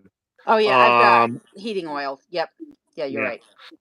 but I burn on an average winter, I'll burn 2 cords of wood, which if you don't know what a cord of wood is, it's 4 foot wide, 4 foot tall, and 8 foot long. So two of those will be what I go through. Usually between the end of September, I'll start doing fires more regularly, and then I'll usually be done with the wood stove by mid-May. I usually don't have to have a daily fire anyway. Yep. Plus, the type of wood stove that I use, it heats up and it's like a heat magnet. So when the fire goes out, I'm saving all my heat and it radiates into the Oh. cabin. So I don't need to burn nearly as much wood. So Hey Lee, nice to see you in here. Lee says she's got pigs farrowing tonight. Oh, I wish I was there. I wish I was there. I pigs are absolutely do. fun. Right? They are. Yeah, They're scary pigs too, are but they're fun. fun. Yeah, But pigs and yeah, goats. here I do use an oil burner, but I hate the oil burner for a couple of reasons. One, it's actually just as costly as burning wood. And the oil burner I have is not in the best condition, so it's really noisy. I took a trip down to the Kenai Peninsula. Um, I don't know. I guess it was May or June to get the stone from my countertop, and I stayed in an Airbnb down there, and I didn't even know that it had an oil burner in the cabin until it got really warm in there, and I was like looking for it, and I found it. I was like, I had no idea the thing was on. You know, mine when it And kicks on, it wakes you up in the middle of the night and it's like rattle, rattle, rattle, rattle. So I did just get a new oil tank. I will be replacing my oil burner to get one that's quieter and hopefully more efficient. But I love the wood stove. Absolutely love it. But I don't have the hey, old rocket Tavern mass that Farm, good you to do. see you. Now, Arlene said that I burn a lot of firewood when I said I burn 2 cords. Tell Arlene how much firewood that you just ordered. 12 cords. 12 cords. Yeah. So hopefully I don't burn 12 cords because the first year Yeah. I ordered 8 and I went through 7.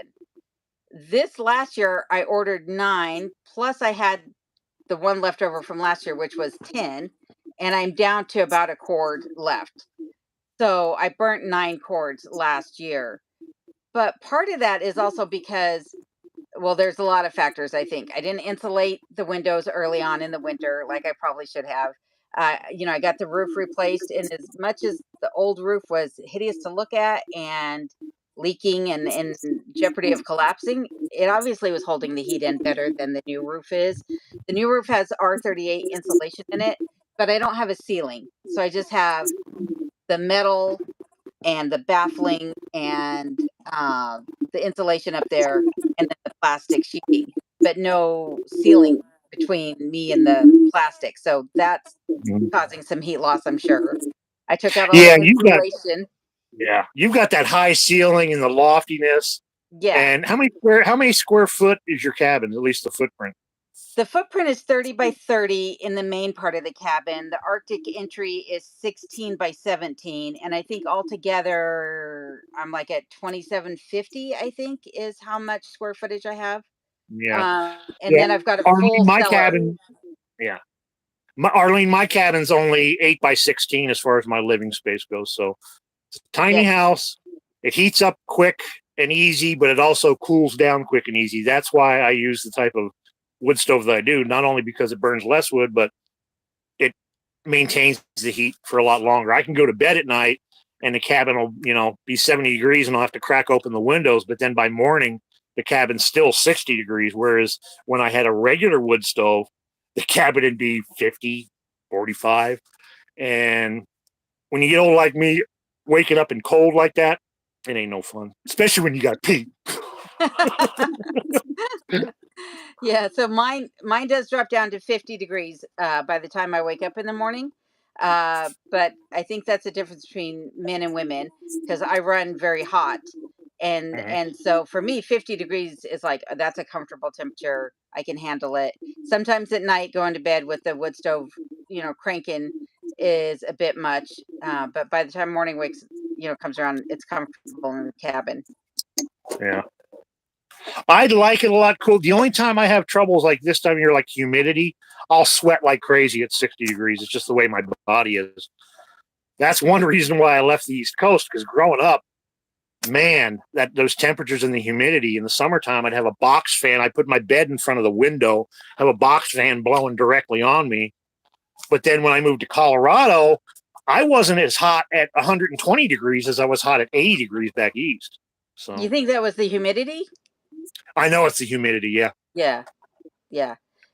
The where this area of Alaska that I live in, the climate here is very similar to Colorado. Mhm. As far as the level of humidity, the snowfall reminds me of the Colorado mountains, not so much Denver. Um, the rainfall is very similar to the Colorado mountains. Mhm. Um, yeah. So, but the difference here is even though the humidity is about the same, I live in a more arid area of Alaska. Um, the temperatures are nowhere similar. I was explaining to my friend also that today when I was talking to her on the phone that it's so hot here this season. between 70 and upper 70s on any given day, that you cannot be out in the sunshine without feeling like you're an ant underneath a magnifying glass. Yep. It 70 degrees here is not like 70 degrees in Colorado. Not at all. No. Not even Yeah, close. even in the sun. I think that too has a lot to do with how close we are to the sun. Well, no, that would make, because in Colorado we were a lot closer to the sun. Yeah, because we were at a mile high or higher. Yeah, well, a mile higher, yeah. Yeah. But really, I mean, it got hot in Colorado, but it didn't get nearly as hot as I feel on a 70 or 75-degree day here. Yep. Yeah. JR is saying something about gear oil is produced from whale oil, which I didn't know that they still did that. Mm-mm. Yeah. Now I know WD-40 it comes from fish. The oil they use. I did not know that. A funny story about my dad. He would spray WD-40 on his dry skin, so he would use it, to lubricate if he had chafed hands or legs or whatever. And I always thought he was crazy. And he told me, he's like, well, when WD-40 was first invented, it was invented as a medical lubricant, not as the lubricant that we use now for opening locks and things like that. So I was like, if you Yeah, say and the so. 40 on there, it's the 40th combination of oils that NASA tried to get to that point, and that's where it's 40. But it was around before it was WD-40. Yeah. That's crazy. That is so crazy. Things like Granny said, things you learn. Yep. And Clint says, I seen where Alaska had a pretty good earthquake the other day. Did it affect y'all any? Not me. It was in the Aleutians off in the ocean. Am I correct? No, me? Yeah, that big one, it was in Aleutians. You got to realize the Aleutians from me, 1,000 miles? It's pretty far. It's way out there. Yeah. Yeah, same here. Same here. Most of the earthquakes that happen in Alaska, I am not aware of them. I have yet to. There was one day where I swear I was having tremors, but they never reported on the earthquake center. But I felt like the cabin was swaying. There was one day where these two monitors behind me were rattling against each other like that. But by the time I got up off my seat and told Kenai to get out and downstairs, it had stopped. And that's the closest I've had to an earthquake here. And really, you can't compare earthquakes here to like you can in California, because the fault lines in California are more vertical. They're going like this. So when you get a 7 earthquake, you're going bop, bop, bop, bop, bop. Here, the fault lines actually go like this. So you'll get a side-to-side shake. So it really doesn't.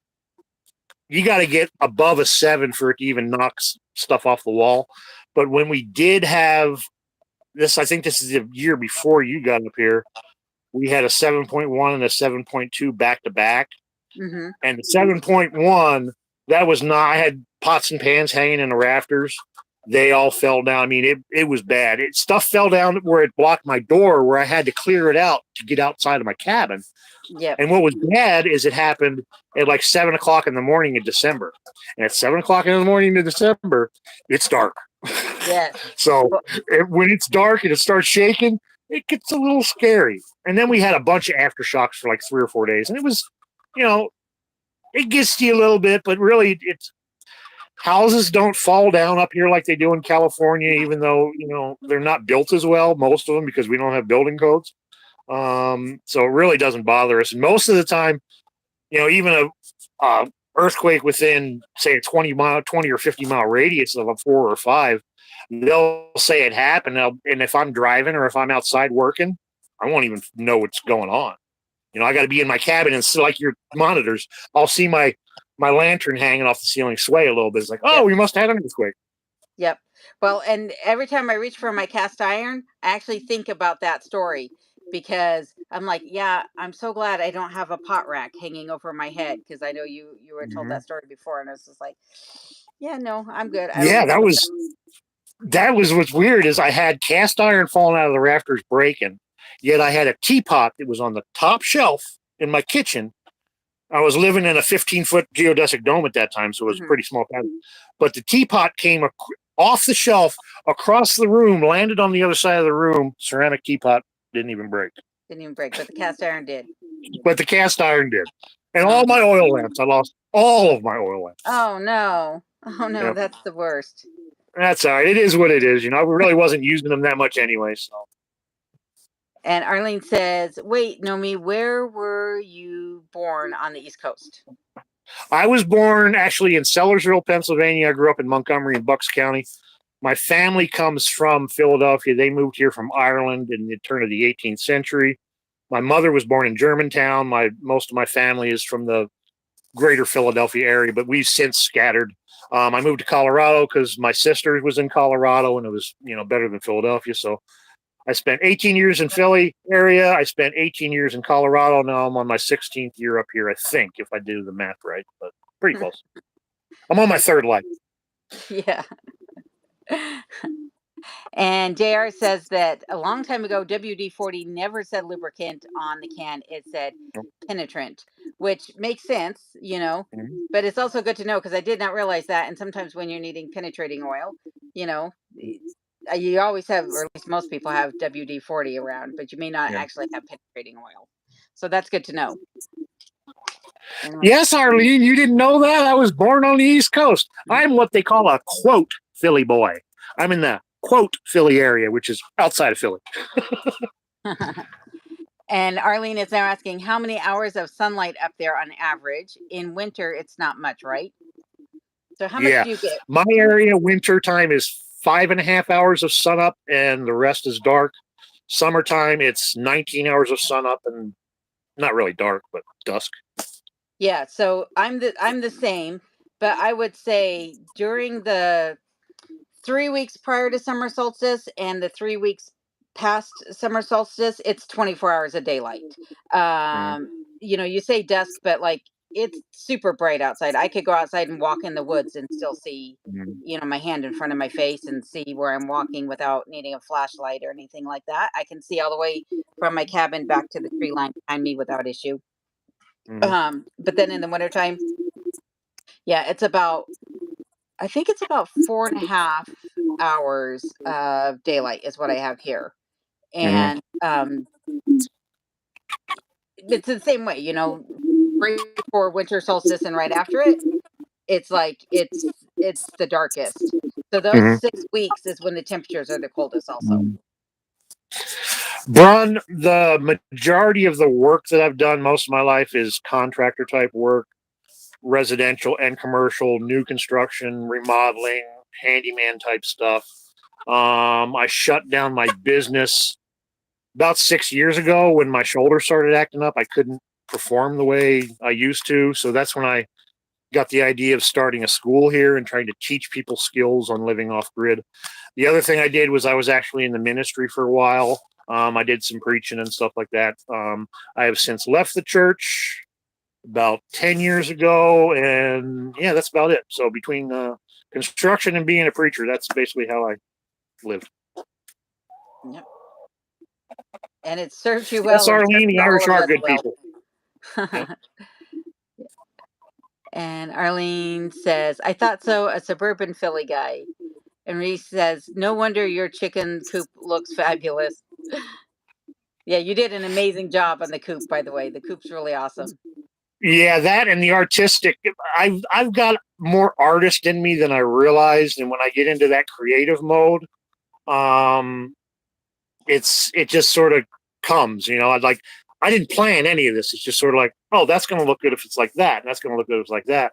And I do the same when I'm making crafts. Like for a few years, I was doing a lot of craft fair stuff. I'd be chopping wood in my wood pile, and I'd see a piece of wood that say that looks like something, so I'd make it into something. Or scrap pieces of wood, stuff like that. It's like, hey, that looks like something, so I might as well make something out of it. So I need to learn to tap into that more, because this is the kind of stuff that you get. So Yeah. No, you did awesome. I was watching you build it. I was like, that's fantastic. Like I can build stuff, but I don't have the patience really. I lack patience. yeah. My thing is like um I can cook. I love to cook. I have the patience to stand there and cook sometimes. Sometimes I just want to eat it, and that's why I eat rare steak. But when it comes to building things, I'm just like, I just want to get it done. That's why my Yeah. kitchen counter is still not finished. Yep, I I got so think I'm much. gonna wait till the winter time when I'm trapped inside. Right now, it's Yeah, I don't want to that's be those are inside. winter projects. You work on Yeah. countertops and stuff like that in the winter when it's outside weather. You're outside weather. Unfortunately for us, with 3 weeks of rain, I've been stuck in the cabin going crazy. Yeah, I was gonna say So, you have cabin fever in the middle of summer. That's yeah, unusual. which Yeah. sucks. uh, But building and stuff like that, it's a lot of it has to do with a natural talent or ability to do it. Like I've never had any formal training on construction, but what I did have growing up was PBS, and I watched This Old House. I watched New Yankee Workshop. yep. I watched all those kind of shows because I didn't have a father to teach me that kind of stuff growing up. So I had to learn somehow. So that's how I learned it. And I actually got my very first cabinet job in a cabinet shop in Denver, which is a very high end cabinet shop that you had to test to get into. And it was everything I learned from Norm Abrams on New Yankee Workshop.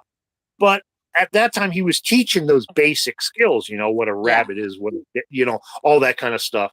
So, I knew it. And then I just had to apply it. And over the years doing stuff, if I don't know what I'm doing, fortunately nowadays, I mean, before we had to look up books and stuff to try and track stuff down. Now we have the blessings of YouTube that if Yes, we don't know how to exactly. do stuff, hey, how's this done? And that's where a lot of my videos are for, because I want people to learn this kind of stuff. And there's only one way to learn. Either come here, hang out with me for a summer, learn all you want, or watch my videos. Yep. Yep. Exactly. Yeah, I remember watching Norm Abrams and Bob Villa, all those shows. My thing is I got caught up on the fine little details and not on the how the things were constructed. Yeah. I would pay attention to the obscure things.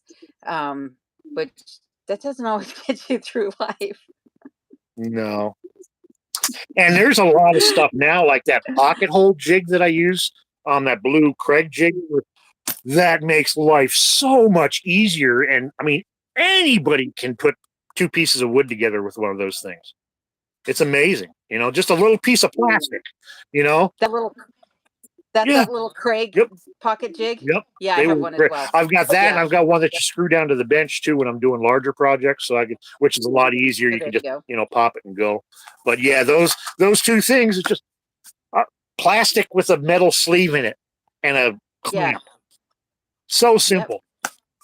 Yep. Sometimes that's all you need is just the right tool or a jig to help things along, you know? Yep. Ashley, you're gonna So, love that thing once you figure out, especially all that it does. And all that you can do with it. The Craig line, if you go, it used to be that's all they mhm. had was that pocket hole jig, but now they've got straight edge clamps. They've got all kinds of stuff for doing it. It makes projects a lot easier. uh, and Arlene saying both of those are great home shows. Loved watching them, even reruns. Yep, Yeah. same. And Jared says, Well, I like what Mike Holmes is doing in construction. Yeah, Mike Holmes is a good yeah, guy too. Like it's been a long yeah, time since I've seen cable television. Like we were talking about cable yeah. earlier, but I haven't seen cable television. Uh, gosh, I don't even know. And I can't even think back that many years. Probably 20 years Yeah. since I've seen cable Wow. television. Yeah. Yeah. Well, I know another thing was what inspired me when I was 12 years old to move to Alaska was watching Dick Bjornke on PBS when they did the Begathons. I call them Begathons, they're Yep. fundraisers. Yep. Yep. But when they put his on, I was 12 years old the first time I saw that, and I said, one day I'm getting out of the city and I'm moving to Alaska. It took me till I was 40 years old to do it, but I finally made it. Yep. Yep. Well, it's funny because you and I have very similar histories, very similar things Yeah. in our backgrounds and what have you, from heritage to, construction backgrounds and things like that, because I grew up in a construction family. Um, but for me, watching Dick Prenneke at the same time, I watched some show on a geodesic dome, and I was trying to convince my husband at the time to buy a piece of property up here in Alaska and build a geodesic dome, and that's where we were going to live. You know, Yep. He's still in Maybe one day Colorado, you'll and get a I'm here. geodesic dome. I've got the one over here that maybe this year I'll finish. It's just financially I got to get some stuff together, and Yep. I want to get a work party over because I'm not going to be able to put it up by myself. But Yep. Do you have any workers hopefully on this your year. place right now? What's that? Do you have any workers staying at your place right No, now? No, no, nobody. this year I don't. It was tough when we had the situation this time last year, and I lost the guys that I lost Mm-hmm. because they were doing more. One of them was doing more of the outreach as far as the website and stuff like that goes, Yep. and was more active on social media. I'm active on social media enough to get by. I'll post stuff, but as far as going out there and recruiting people, it's really hard. And right now, my biggest issue is finding people to be on the board of directors because it's a Yep. school and it's a nonprofit. We need at least 3 people, and I need people that are actually don't just want to do it to help me out to be there. I need people that have a passion for it.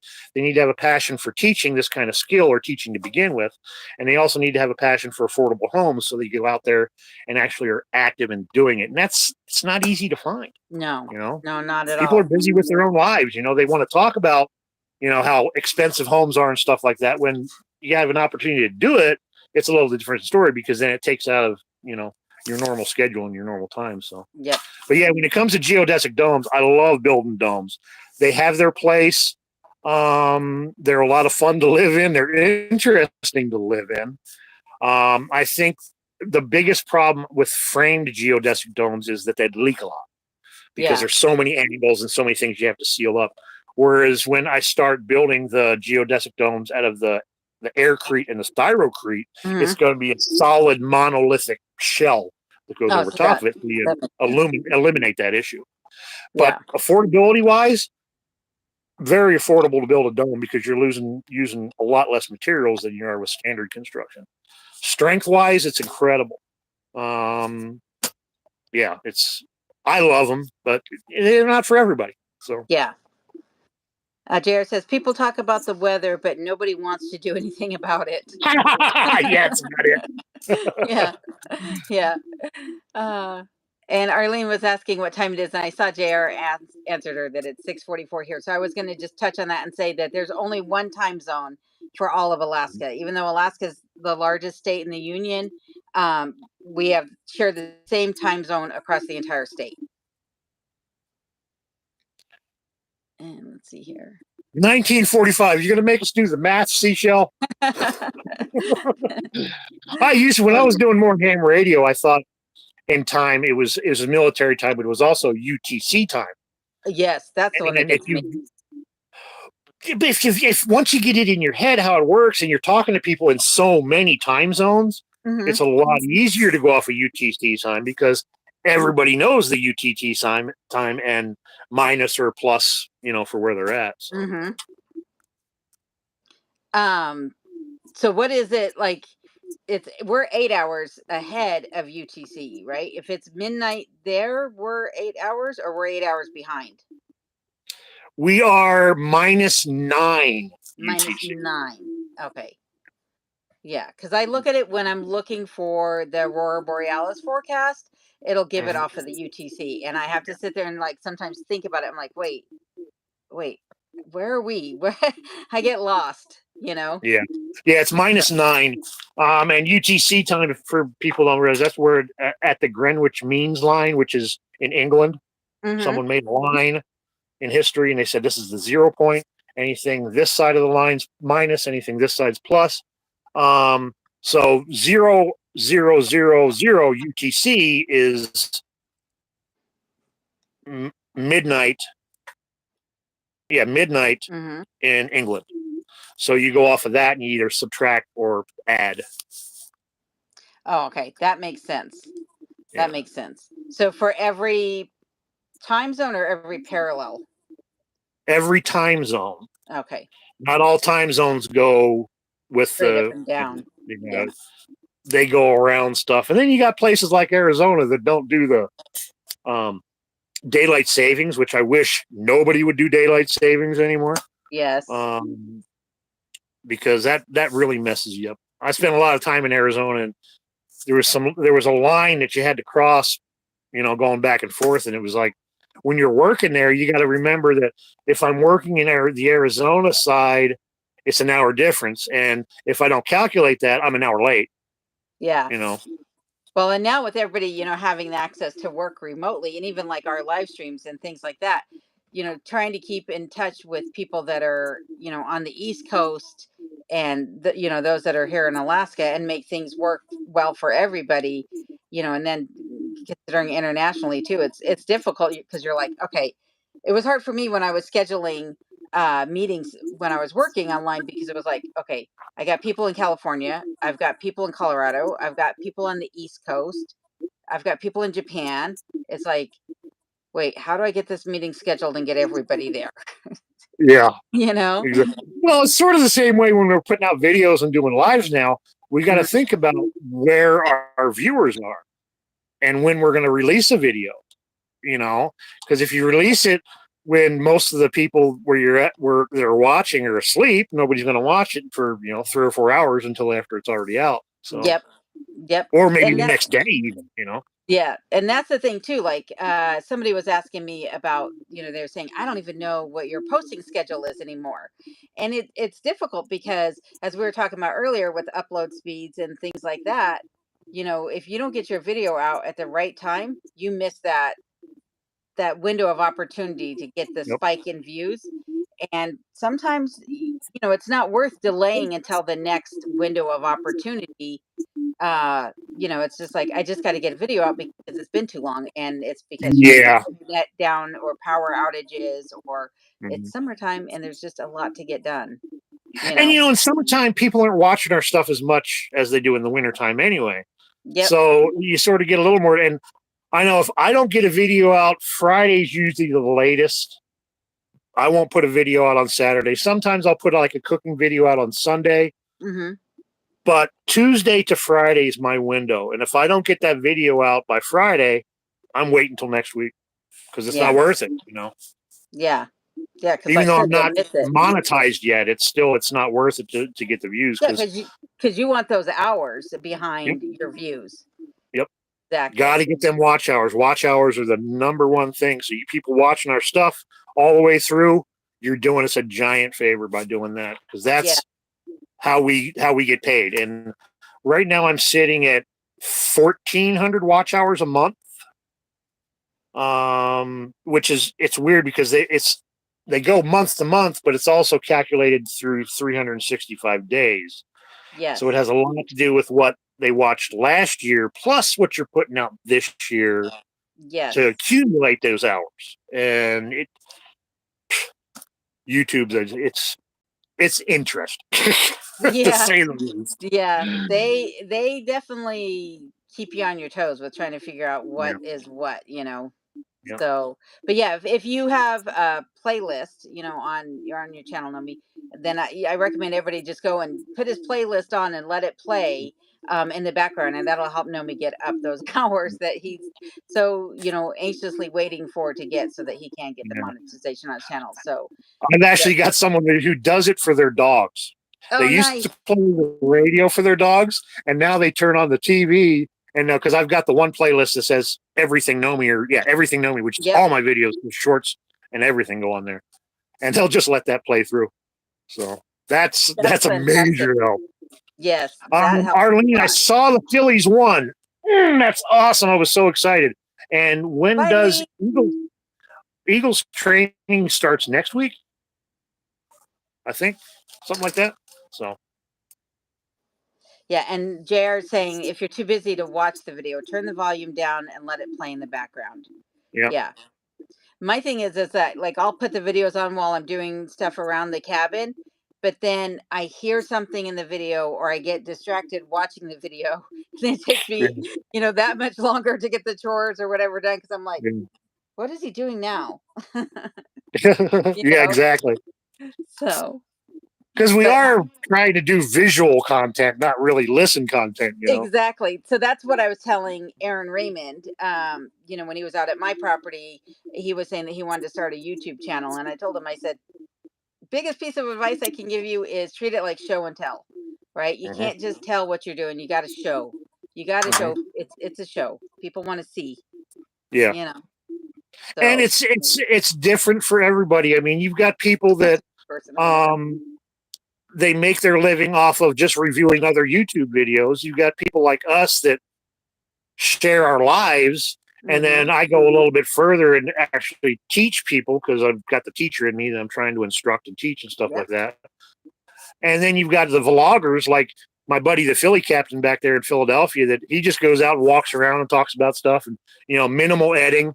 And it's a great video, but it's a different kind of content. So Exactly. find your niche, try to be real. There's a lot of bigger Alaska YouTube channels and even smaller Alaska YouTube channels that they're just here to ride coattails, and a lot of them, it's not real what they're doing. They're learning it as they go, acting Yeah. like they know. And I try and avoid. I mean, I don't want to talk bad about anybody. Everybody does their own thing, Yeah. So Well, even I think everybody, even for those of us who do our research, and try to, you know, talk the walk, right? We're yeah. walking the talk, right? We're only saying what we know.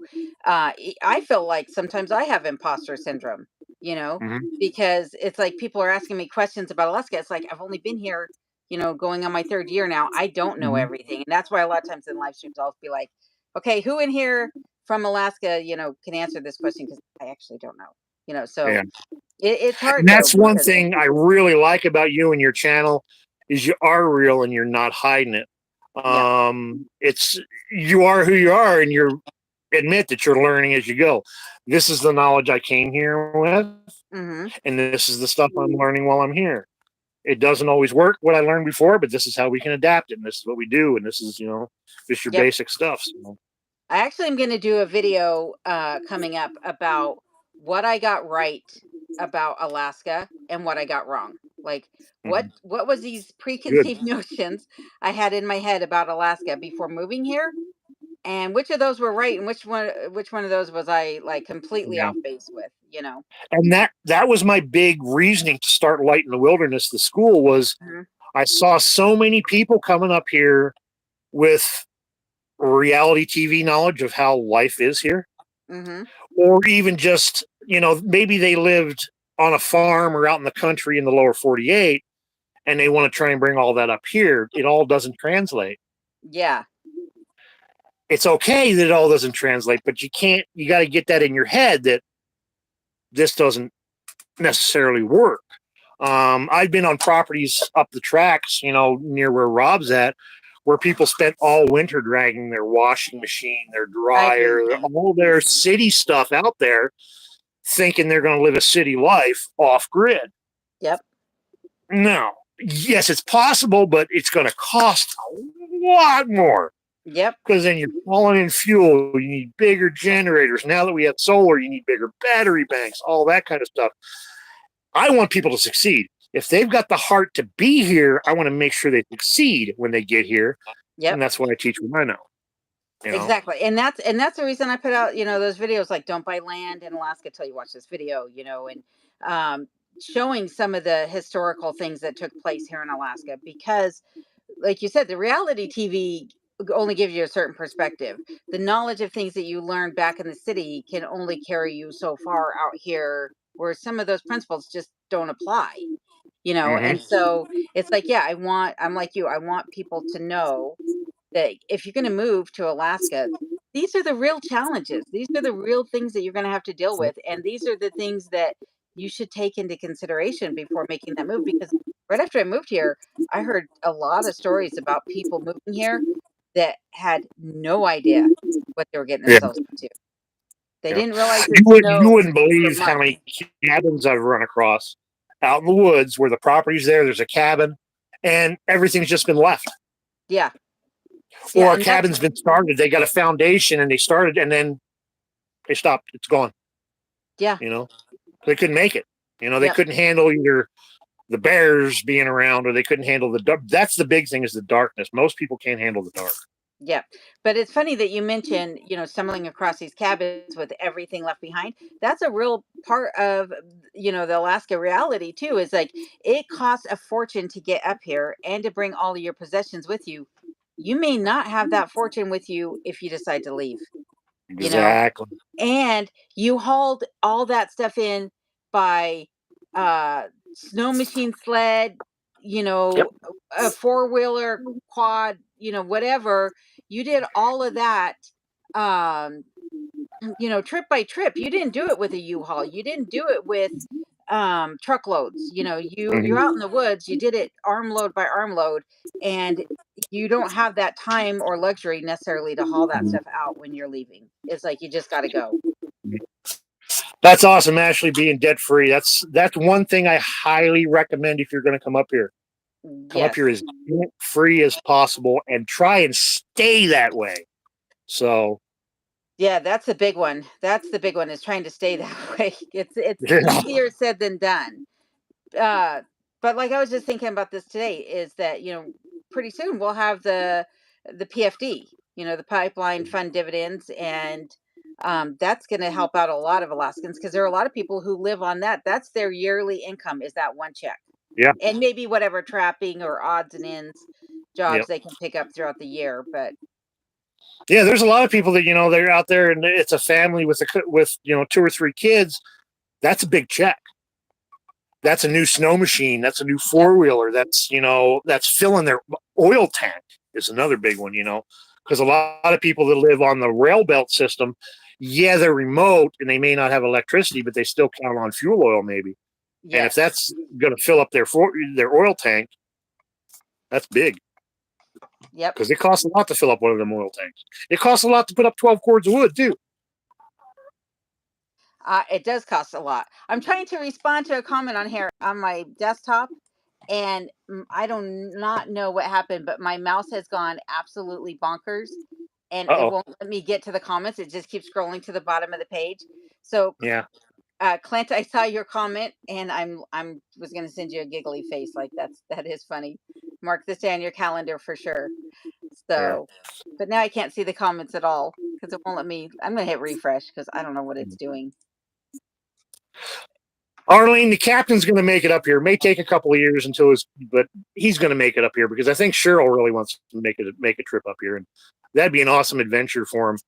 Switching over from what they're doing to start doing more travel stuff. Like I saw, Adam the Woo is one of the vloggers that I watch, and he was in Colorado the past 3 or 4 days, and watching him go up Pikes Peak, and it all brought back memories. It's like I've been there, but that's another thing too is when you move to a place, like when I moved from the East Coast to Denver, I did more when I'd come out to Denver to visit than I did once I lived there, because then I'm working every day, and you go on vacation. When you go on vacation, you go away, so you don't experience that place like that you fell in love with. And it was sort of the same way here, but I really moved here. I didn't really move here to be a tourist and see everything. I moved here to be off grid. So Yeah. And then that's part of the thing too, like I was talking about, like the imposter syndrome. It's not that I really feel like an imposter, but sometimes I feel like I overstep my bounds with what I'm talking about. mhm. um but also I was thinking about this the other day, is like sometimes I'm amazed that I'm on YouTube, because I am actually very shy, very, very shy.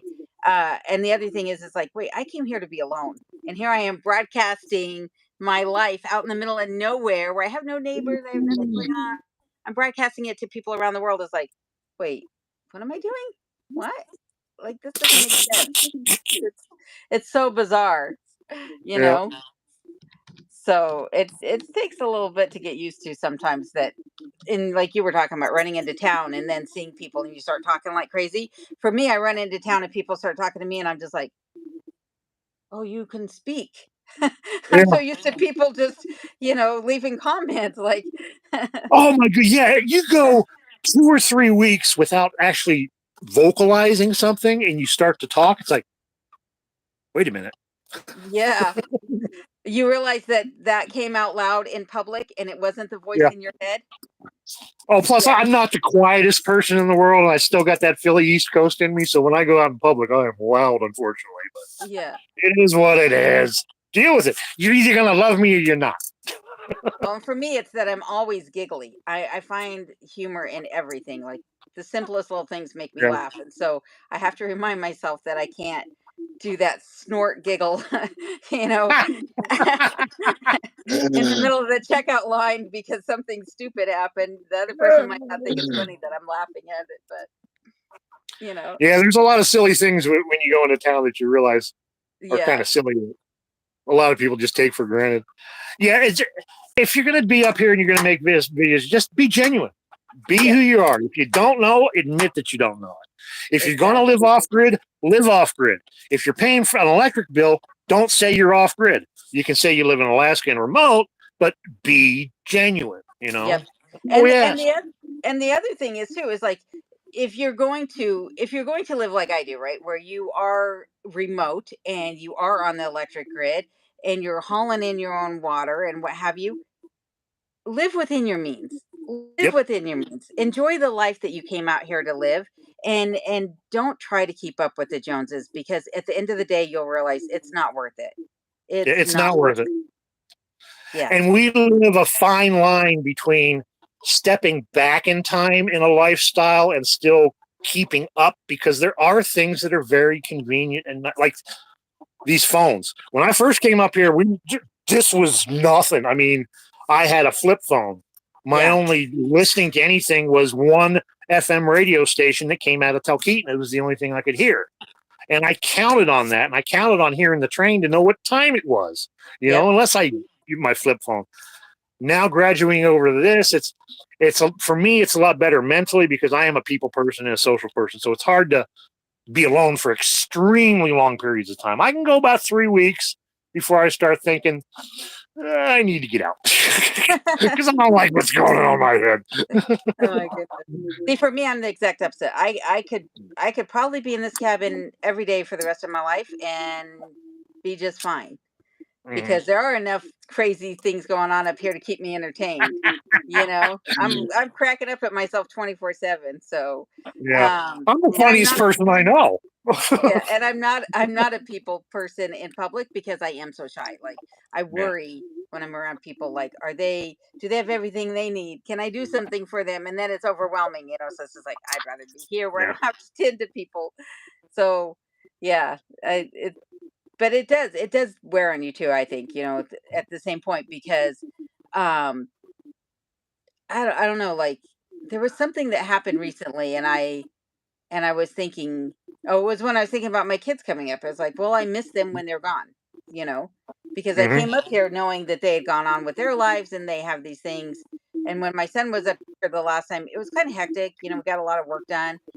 There wasn't really much relaxation, but this time they're coming up and it's really going to be a vacation.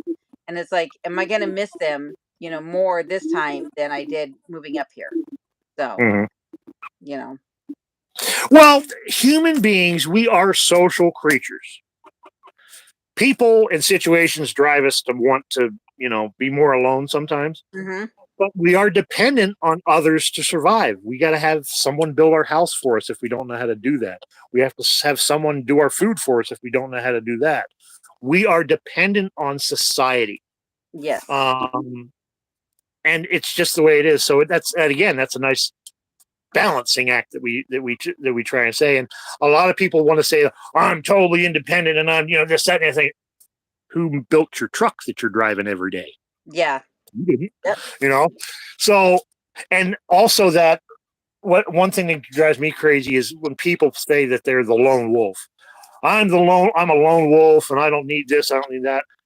People don't realize that wolves are also social beings. yeah, they're They live a social existence. The lone wolf is generally the one that's been removed from the pack yep. because he's either Not by bringing the his pack choice. down, not by his choice.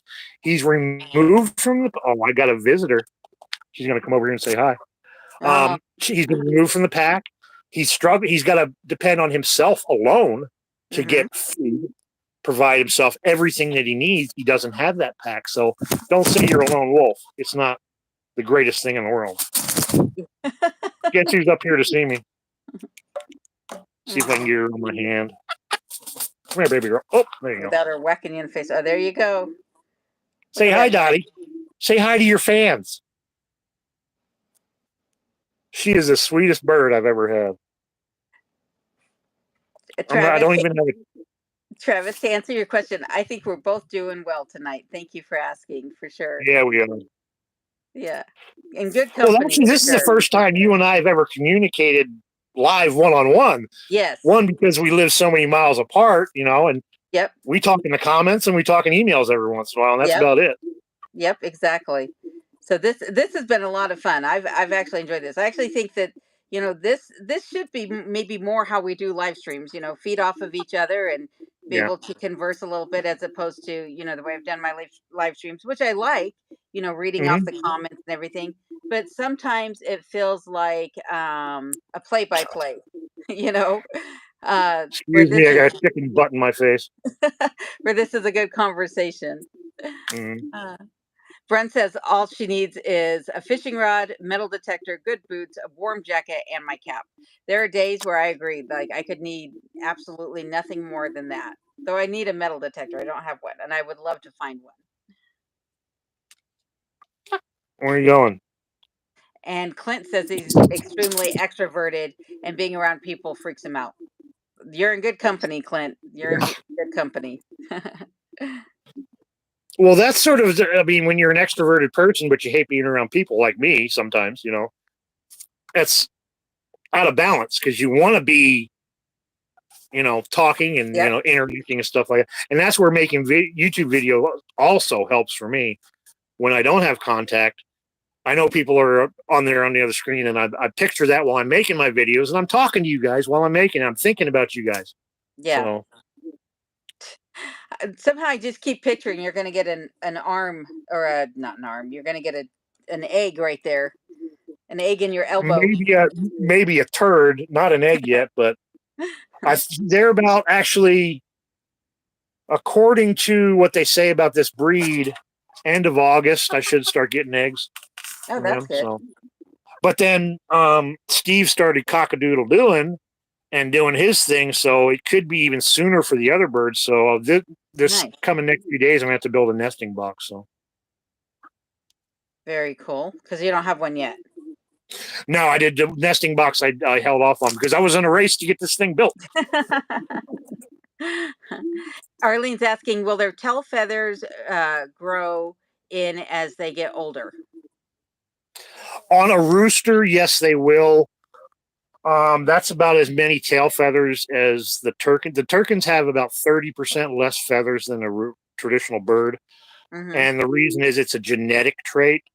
They came from the Transylvania area of Europe, and they didn't need them that much in the wintertime. Easier to pluck, stuff like that. It's a regular chicken. It just genetically it has. It's like people that bald, except for they're born that way. So Brent what? I says, didn't have a treat for you, so you're leaving? oh Figured. yes, I laugh at stuff and see humor in it all. Yep. That's why I like watching your shorts, Bren, is because you bring a little, different view on things when you put on your shorts, and you can see your humor in some of them, and I think it's Mm-hmm. adorable. And Arlene says, let's see here, they would love to visit, but could never live there because he hates a lot of darkness. Yeah, and like you said, darkness is a real issue for a lot of people here. Yeah, but he didn't technically put a roof on yet. He's only got plastic, Yeah. so it balances it out. Uh, It was all for fun anyway. Yeah, I was gonna say the camaraderie between the two of you and the little bit of competition though was fun to watch. Well, and I wanted to try and boost his channel because I mean he's struggling like all of us are, Yep. and he puts out a decent video, but it's hard unless you get exposure, and the more YouTubers help bring other YouTubers up, the more we're going to come up the faster we are by recommending Exactly. each other's videos, doing lives like this now and Yep. collaborating. I mean, you doing Huh? that video with me earlier is what got me over 1,000 subs. I was Yep. stuck at 600 forever, you Yeah. know, and that gave me that boost, and then I stalled again. So Yeah. it happens. Well, We'll see. and even like my channel, like I honestly think my channel was a fluke that it took off as fast as it did. Like that's not normal for YouTube standards, you know. It's not. I think it just got something I did got caught up in the algorithm, and it kept going for a bit, and that's what boosted me.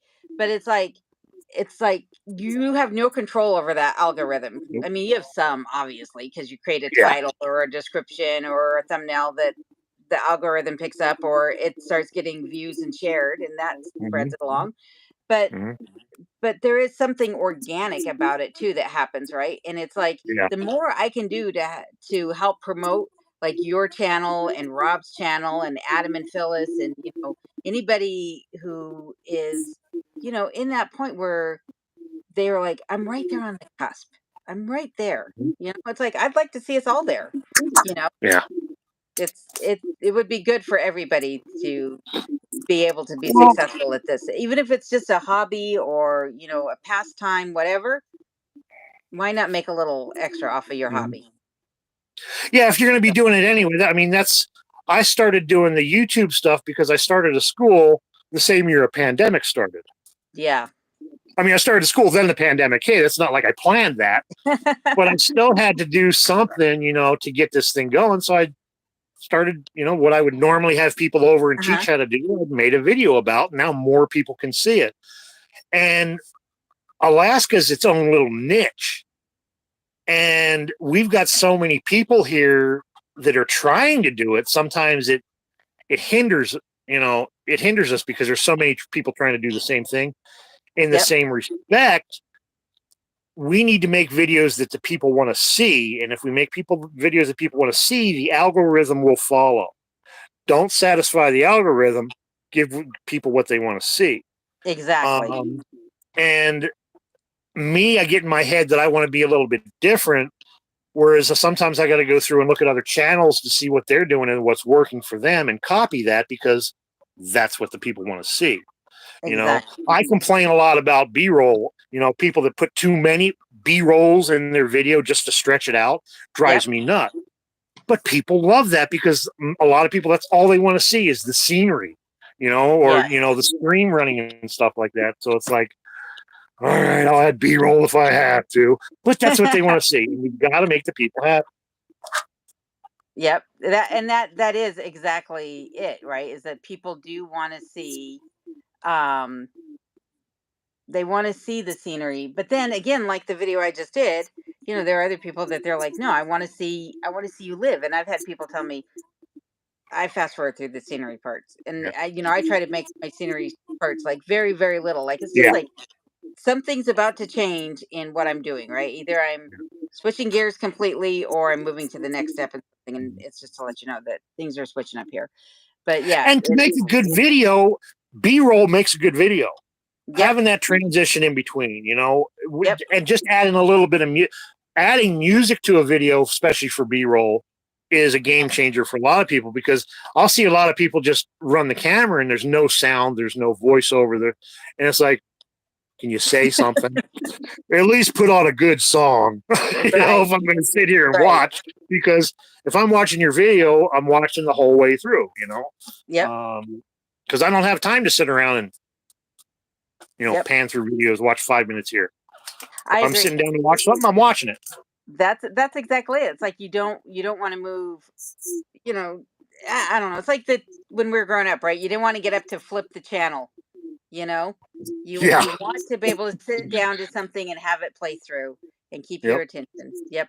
So Yep. I was gonna address Arlene. I think Arlene was asking about Bren's channel, and Bren's channel is Bren Free. I don't know if you can click on the name in the chat and if it'll take you to their channel or not. But um, you can always type in the search bar of YouTube at Bren Free, and it should come up. Mhm. Yeah. Yep.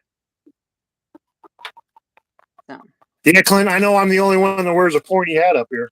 yeah, that's true. That is true. Yep. And what's And funny is when I do the high speed in some of my videos where I'll speed up uh-huh. my voice, Oh, I love it. I did that to one time to make a video just the right length, right?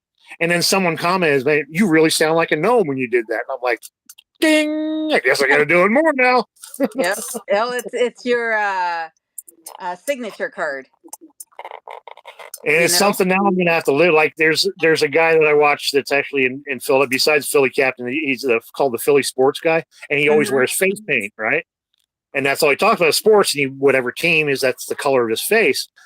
But now he's stuck because anytime he does anything, whether it's a cameo or he's got to have the face paint on, and that takes a while to decorate yourself up like that. So Yeah, I would if think you're so. gonna pick if you're gonna pick a character, pick one that you're able to stick with for a long time. So Yeah.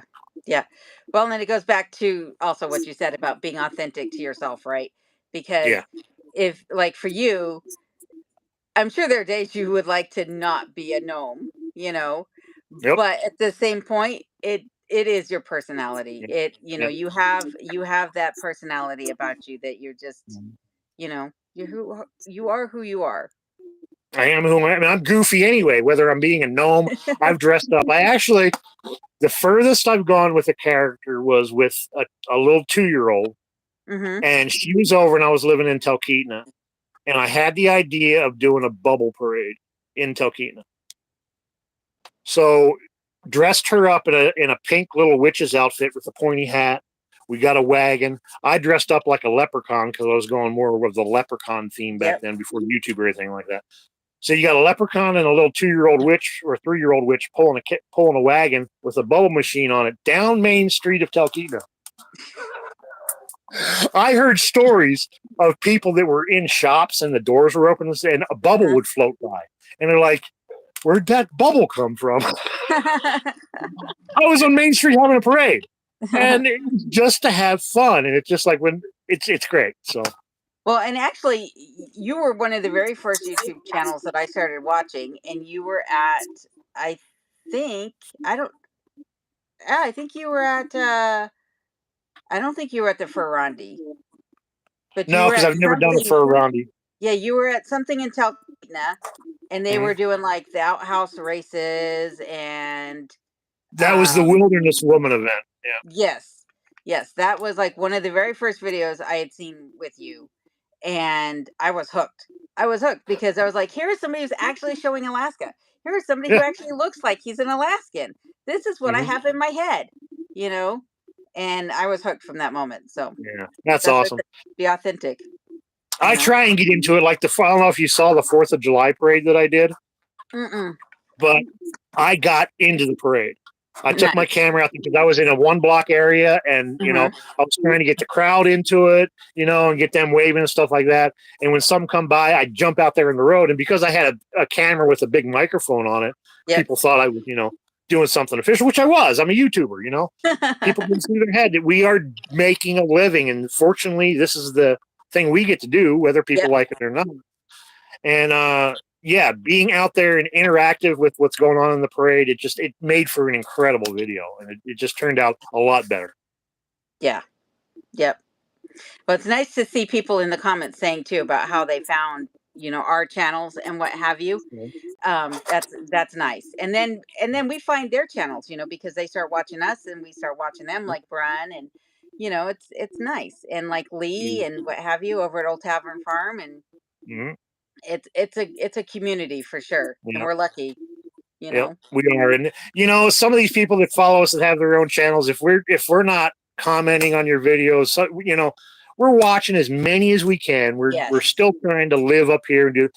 And if we had thousands of people that were just YouTubers that we had to follow back, we'd never Right. get anything done. Right. So Exactly.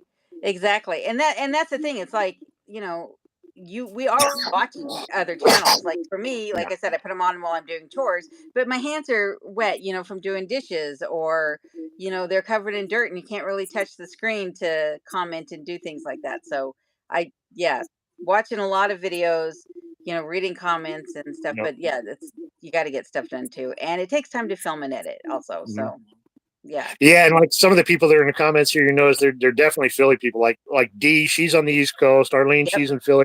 I got them from watching an out of Alaska channel because I don't always want to watch off grid and Alaska stuff. Yeah. I'm to the point in my life where if I need to learn something new, yeah, I'll go research it and see what people are doing. But as far as entertainment goes, I live this life. I don't want Yeah. to sit there and watch people doing the same thing necessarily all night. I'd rather see, watch my friend the Philly captain back in Philly do a walking tour of Philadelphia because that's entertainment to me. Yes. Or watching someone like in California, like German in Venice does stuff all in California, goes to movie sets, and it's something out of normally what I normally do, and it's entertaining, and it gets me out of the headspace sometimes where you get stuck in, and it's great to expand your horizons because you're always going to learn. You're going to learn from people living in Australia, something you don't know, living in Europe, living wherever. Expand your horizons. Well, and it's good to see, how other people live as well. Because, like you said, we're living this life every day, But it's nice to see. Oh, wait, that's how that's done over there. I had Yeah. no idea that it was like that there. Or, that's the way that your homes are set up, or that you have this interest or that interest, and just like you Mm-hmm. said, we're always constantly learning. Yeah. Yep, And exactly. honestly, the most videos that I watch, believe it or not, are what's called rebuild rescue videos where they'll go find an old car stuck in a tree line Hmm. and they'll pull it out and get it started. That's fascinating to me. I am not a mechanic. I can work on vehicles, but watching someone do that, it's fascinating. I love seeing it, And I've learned a lot from that too, like how to get something going that's been sitting for a while. Now I know. So Yeah. Yep. Exactly. Like for me, it's sewing. I could sit and watch some of the sewing channels, mhm. and it's like, yeah, that's relaxing to me. I like seeing what they're doing. I like seeing the stitches, the foots that they're using, and what have you.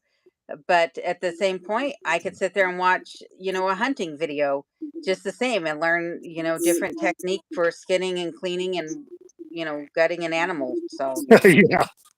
If we're allowed to watch that kind of stuff on YouTube anymore. Yeah, I made a complaint about that. I said it's educational. How can you, you know, censor us when it's educational and this is how people live. This is real life. This just because some city kid doesn't like it doesn't mean it's not real life. You know? Look at Arlene and Dee go back and forth. Just to let you know, yes, men are very abundant up here, but like we say, the odds are good, but the goods could be odd. That's right. That's right.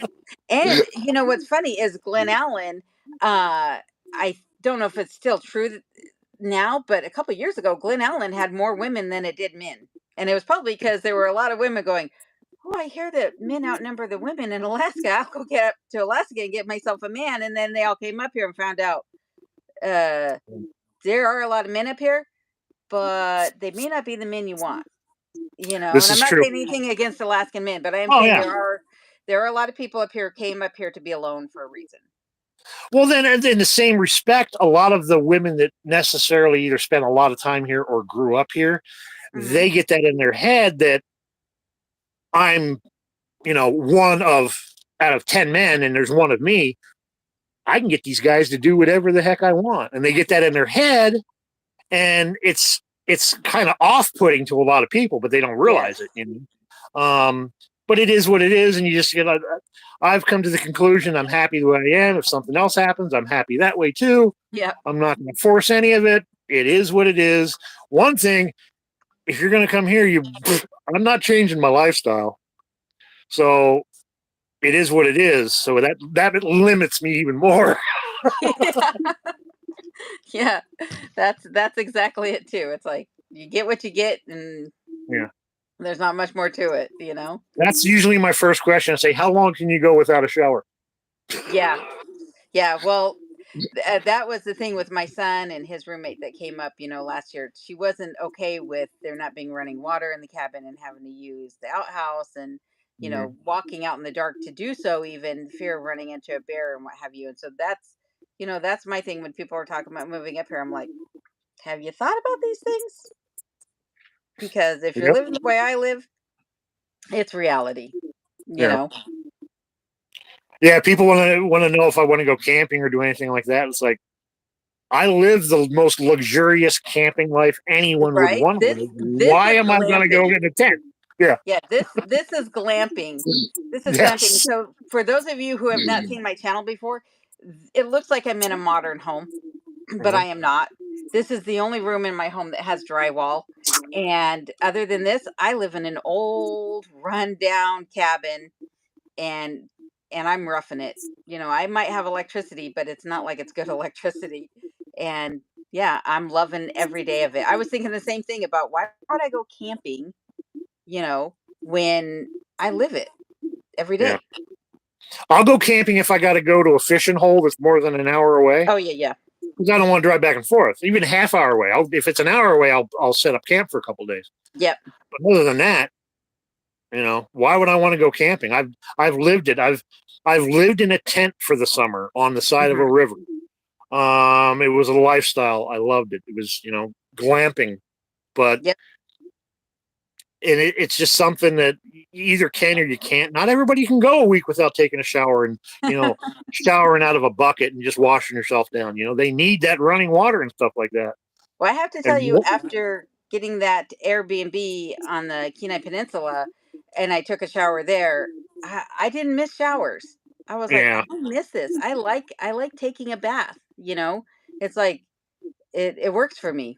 A little bit of hot water heated up on the wood stove, and it's the most luxurious bath I've ever taken, even though it's in a stock tank. yep. It And just takes a little bit more work. We accomplish the same thing yep, with a little more work. That little more work means we don't have to pay, yep, right? So we're exchanging the cost of living with putting our own two hands into it. yeah, and I And that's all we're doing. think that extra bit of ingenuity, determination, and effort that we have to put into things is what's going to keep us, going longer, right? Hmm. Uh, it's it keeps the mind going, if nothing else, Yeah. and helps to keep the muscles going and what have you. And we might have our aches and pains and our broken bones that we're always trying to heal, what have you.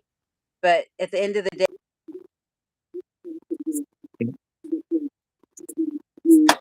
trapped up in a little cubicle or apartment, and no slight on anybody who's doing that, but I wouldn't trade this life and go Yeah, back to that. I'll sit for 8 hours and stare out the window when it's raining or snowing, and think I could be in a cubicle about the same size as this, and you ain't got the view I got. Yeah, yeah, exactly. Yep, that's why I had to move my computer when I first started living here and working from home. I had to move my computer from the window up here into this office, was because I just was staring out those mountains all day long. Yeah, I wasn't getting anything done. exactly. You know, I was like, this is what I came here for, was to stare at these, not stare at Yeah. this monitor. So, Arlene, I've never been on one of those cruises. I think, did you come up here on the ferry when you moved up here? yes. So I Yeah. did a cruise, I think in 2011 or something like that. Um, I came up here with my family on a cruise and fell in love with Alaska. Told my dad that if ever I disappeared, not to look in Alaska, because this is exactly where I'd be. And then I took the ferry up here when I moved up here, and I took the ferry mainly because I didn't want to deal with Canada's restrictions, because it Mhm. was during the pandemic, and their gun laws. I didn't want to have to declare my weapons. I didn't want to ship my weapons, and so I was able to bring all that up on the ferry, and that's the main reason. The vaccination and the guns are the main Mhm. reasons I came up on the ferry. Yeah. And Yep, I and drove it's the like a no Alcan. frills. Yeah. I Yes. drove the Alcan to get here. I had been through a divorce and everything was finalizing. I had downsized quite a bit. It got to the point where I was trying to get up here a couple times, but my business wouldn't let me. People that I had had for customers for a long time kept saying, "Well, can you just come do my bathroom? Can you come put windows in my house?" And when they started offering me cash, I was like, I can't resist the cash, which I was thankful for, because it actually got me through the first year that I was up here trying to establish myself. Because it's hard to pick up a construction business that you've had for 25 years and move it to a Yep. completely different state. You're basically losing all of your references, no matter how good they were to begin with. You're losing everything and starting over, which was tough. Yep. Um, so what I did was I had downsized everything. I bought myself $1,000 van. It was an old Motorola van, I put a bunch of antennas on it with my ham radios in it. I started loading the van with my tools because I knew that's what I needed to make a living. After that, I had a bunch of outfitting gear, which was big tents and stoves and stuff like, because I was doing some outfitting during hunting season. I'd take people out elk hunting and stuff like that. And so I made sure I had all my camping gear like that and my tools and my ham radios.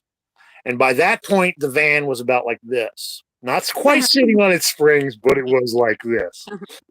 I built a shelf over the seat for my dog at the time. I had a black lab.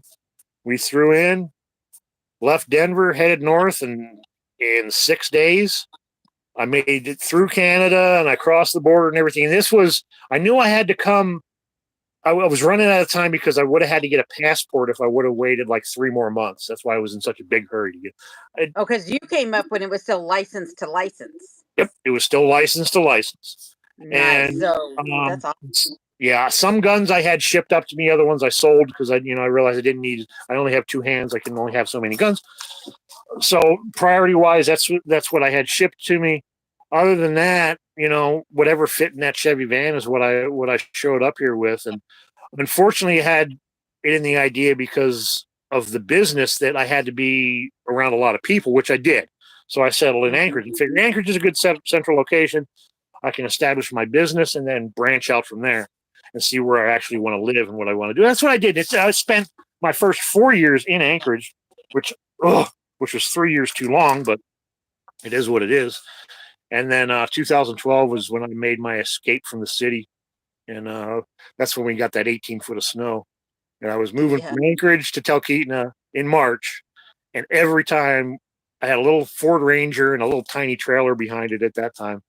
And every time I made a load up, it snowed. And it was like that Star Wars effect going on the highway. But I wasn't going to stay. I was going to make it. And I did. So.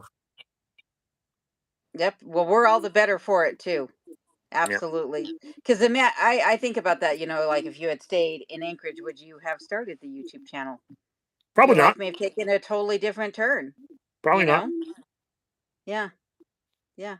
I know when my health took a turn being out here, it kept me moving. And like my Russian neighbor says, we talk about, being able to do this and how long are we going to be able to do this? And Constantine's always telling me, says, you can either sit around and get rusty or you can work and wear out. I'd prefer to work and wear out than sit around and get rusty. Exactly. Yep. Exactly. Like, I fell off the stairs 2 weeks after moving into this cabin and I broke my back, and I'm pretty sure I broke my hip as well. The back I got healed in about, I don't know, 8 weeks, 10 weeks. I was able to heal my back.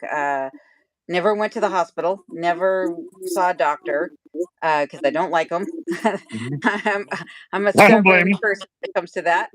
But I still have hip pain. Like every morning I wake up like, yeah, I probably should have saw a doctor, But it's like it is at this moment probably forever going to hurt regardless of what I do at this point. So it's like I'm just gonna grin and bear it and keep moving as long as I can. But I'm determined that this will be the last place I ever live.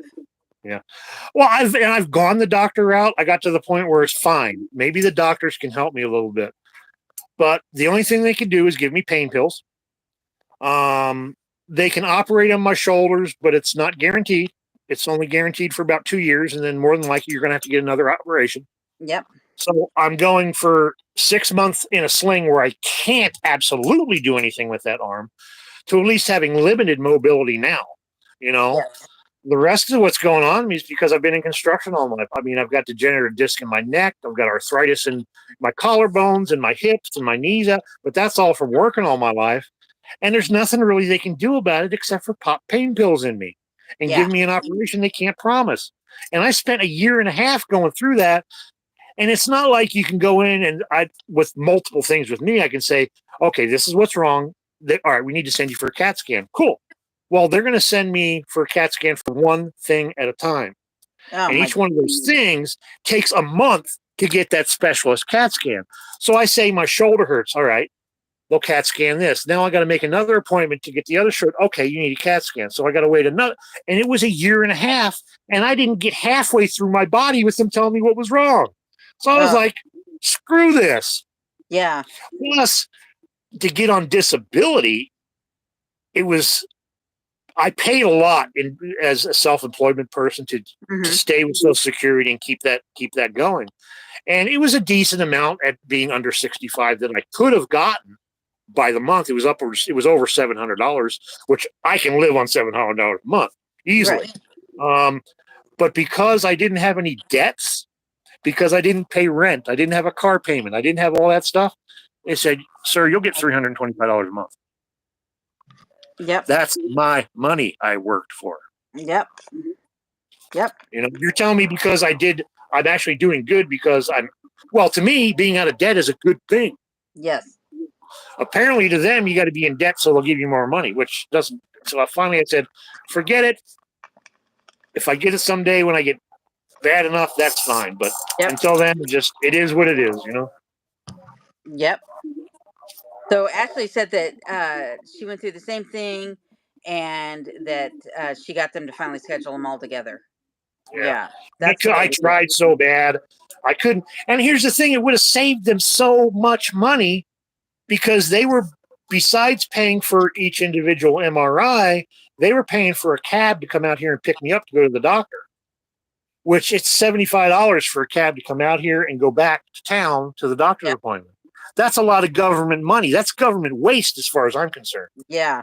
Get me in there. Let's get it done. One, I don't have time to make a doctor's appointment every week, sometimes 2 a week. It's crazy. Yes. Yep. Well, like you were saying, government waste, because even doing one MRI at a time on, different section of your body, it's like I'm in the machine. I'm in the machine. I'll stick in the machine for another 10 minutes. I don't care. You know? And I have no problem with it. Yeah. Yep. I have no problem paying taxes throughout my life to get some kind of services or what needs to be done, but spend it wisely. If you're going to waste my money that I'm paying in taxes, I don't want to pay them. You know? Yes, I agree with you. Yep. Brent says we have less population, so medical things are good. Now, Brun, do you have like universal health care in Australia, or is it privatized down there? I don't know about Australia.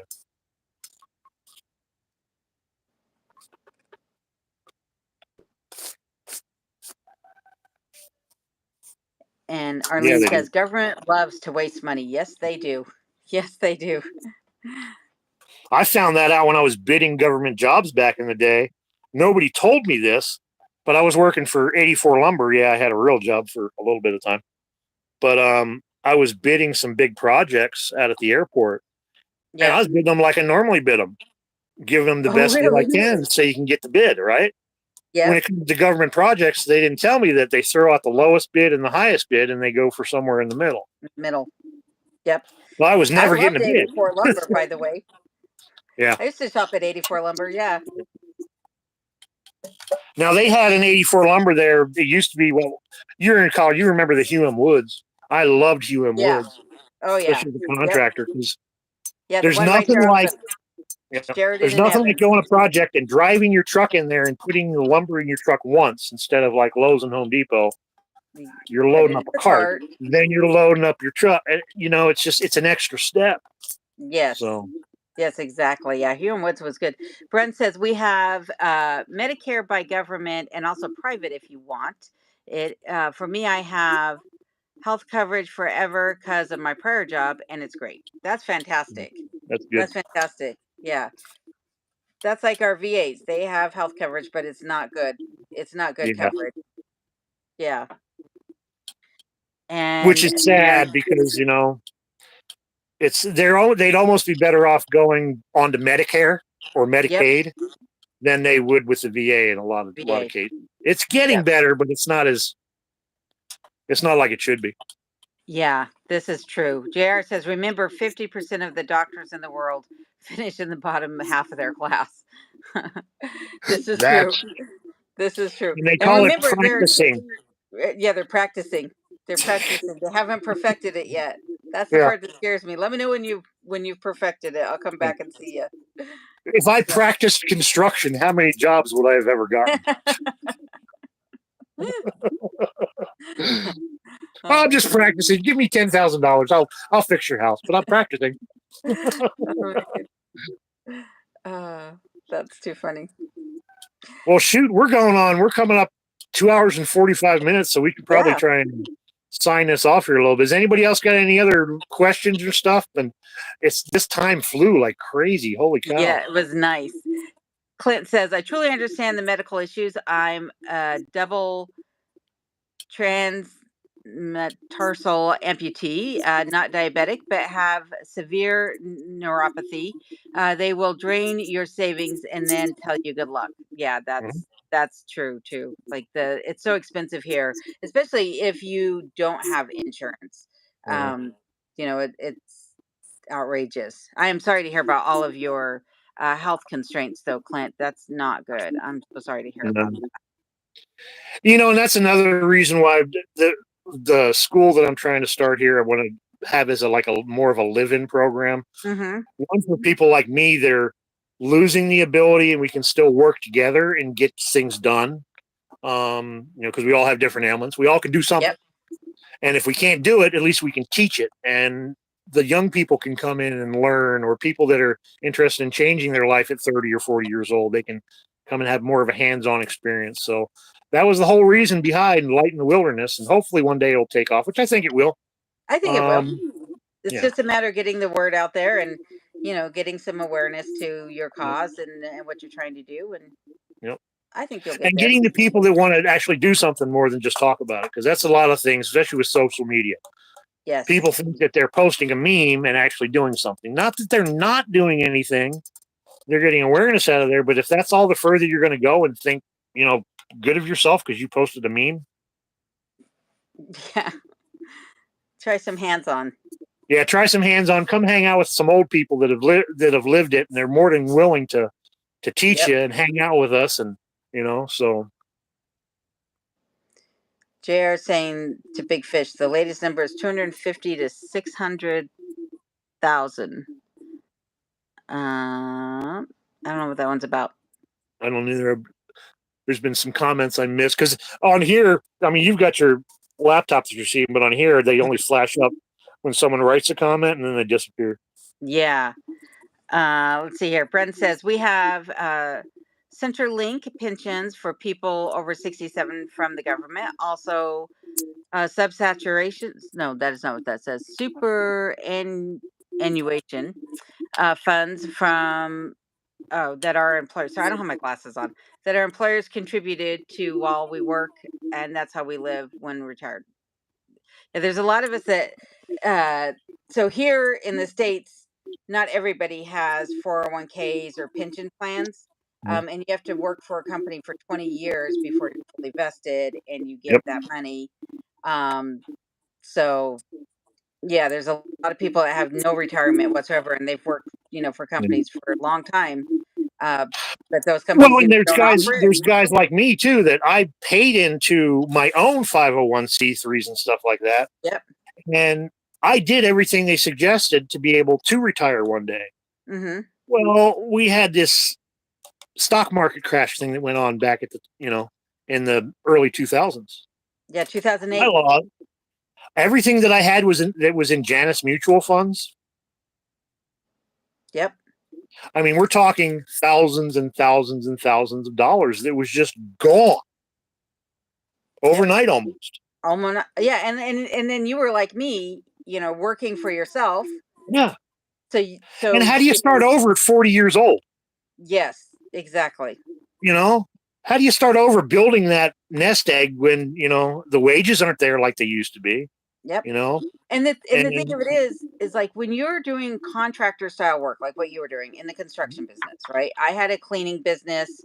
Um, and when you try to get back into the mainstream workforce after doing those type of jobs, yep. despite what your skills and your talents are, it's not easy to get back into the workforce. So if you're finding that you've lost all your finances because of a stock market crash, because of a recession, because for me, doing house cleaning, that's a luxury business, right? Yes. You're only needed when when the money is good and people can afford to have that luxury. Mhm. But when things start to tank, you're the first thing that they're going to cut from their Yeah. uh, outgoing bills. And so I saw Mhm. that the recession was about to happen, and so I couldn't take the rejection of being let go, so I let myself go. I Yeah. basically told, my clients that, I'm gonna stop cleaning, and it was for other reasons too. Like, it was making me neurotic. All I could Yeah. see was dirt. I couldn't see that their house was clean. I just saw, oh, I missed that, I missed that, I missed that, and I bid a job for 4 hours and I'd spend 8 there because I was not satisfied. And that's not healthy. Yeah. But I got luckily, that way a little bit in construction too, because I can walk on any job I've ever done, and I know the mistakes that I was able to cover up. oh yeah, Construction isn't always about getting the job perfect; it's making it look perfect. How to yes, fix your mistakes and how to deal with stuff. And when I think I left Colorado at the perfect time in 2005, 2006, because things were going downhill in Denver.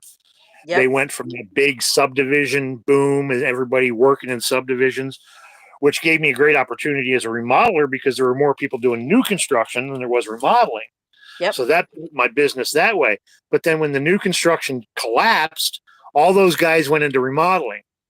Fortunately, I had my regular customers, but then the economy started going down. So even my regular customers, I can only come in and remodel so many bathrooms, do so many kitchens, put so many decks on, yep, you know, because when you do it right, it's going to last for one thing. exactly. So that was interesting in that. It's just I got up here just in time because the recession didn't hit up here as hard as it did down in the lower 48, but it was still a do over. And here, when my shoulders started going, especially, I tried to get a job at Home Depot and Lowe's, thinking I'm a shoe in. I can get this job easy. Nope. I applied for cabinet design, and I've been doing kitchens since I was 16 years old, designing, installing cabinets, and stuff like that. You think I could get a cabinet designer job? No, they said you can start out in merchandising and you get test into it. Merchandising, that means stocking shelves. Yeah, I got bad shoulders. I can't lift above my head. So I couldn't even get a job at Home Depot and Lowe's.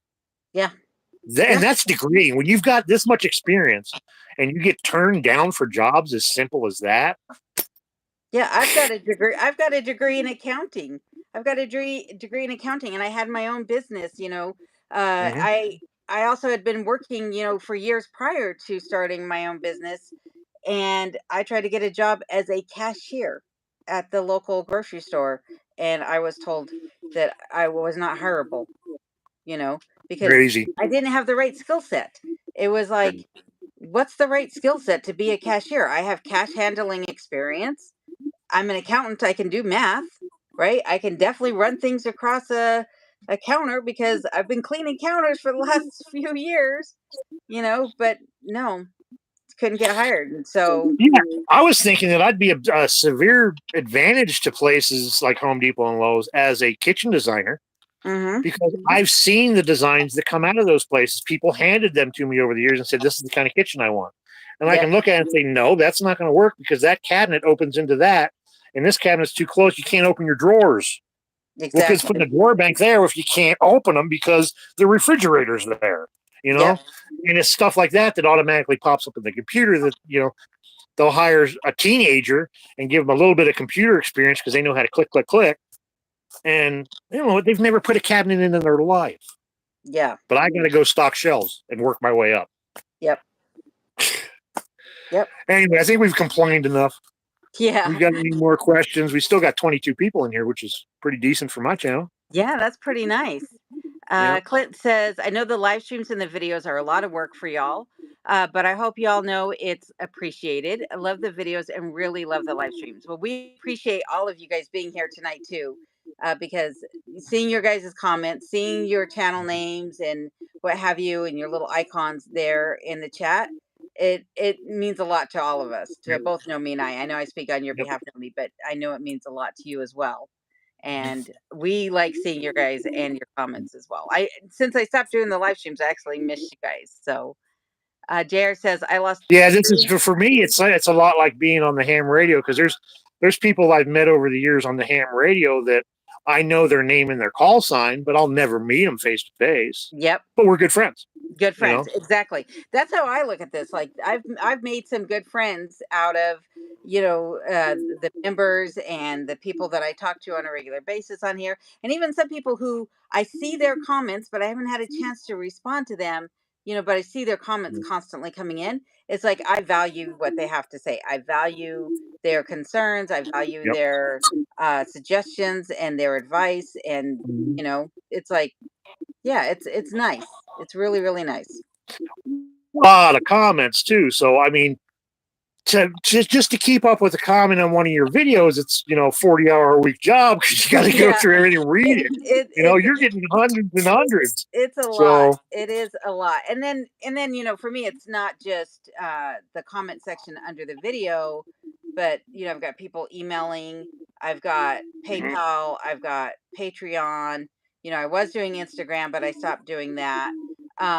So there's a lot of other channels there, and then you know, with so many different ways to reach out. And there are people that are paying for my time too, because the members, they get priority responses.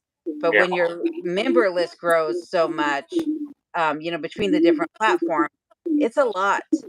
It's a lot to be able to get to everybody. And so yeah. some of my members are probably thinking I'm slacking, but it's like, no, I'm just having a hard time getting to all the members' comments even. Well, a lot of, and you're at that point too where you're a bigger channel, Hmm. but you got to do it all yourself. Yeah. The next level gets to a point where you have someone that does your video production for you and does all the merchandise for you. Because yeah, we get money from views, but really where the money is sponsorships and merch once you get to that next level. Yeah. And to make a video and not have anyone doing the merch part of it or doing the video editing of it, you can't do it. Yeah. It's So almost I impossible. I saw an interview with a Hollywood editor, and I don't know the name of the show because I don't watch TV. That he edits for. I couldn't even begin to tell you what the show's about, or who's in it.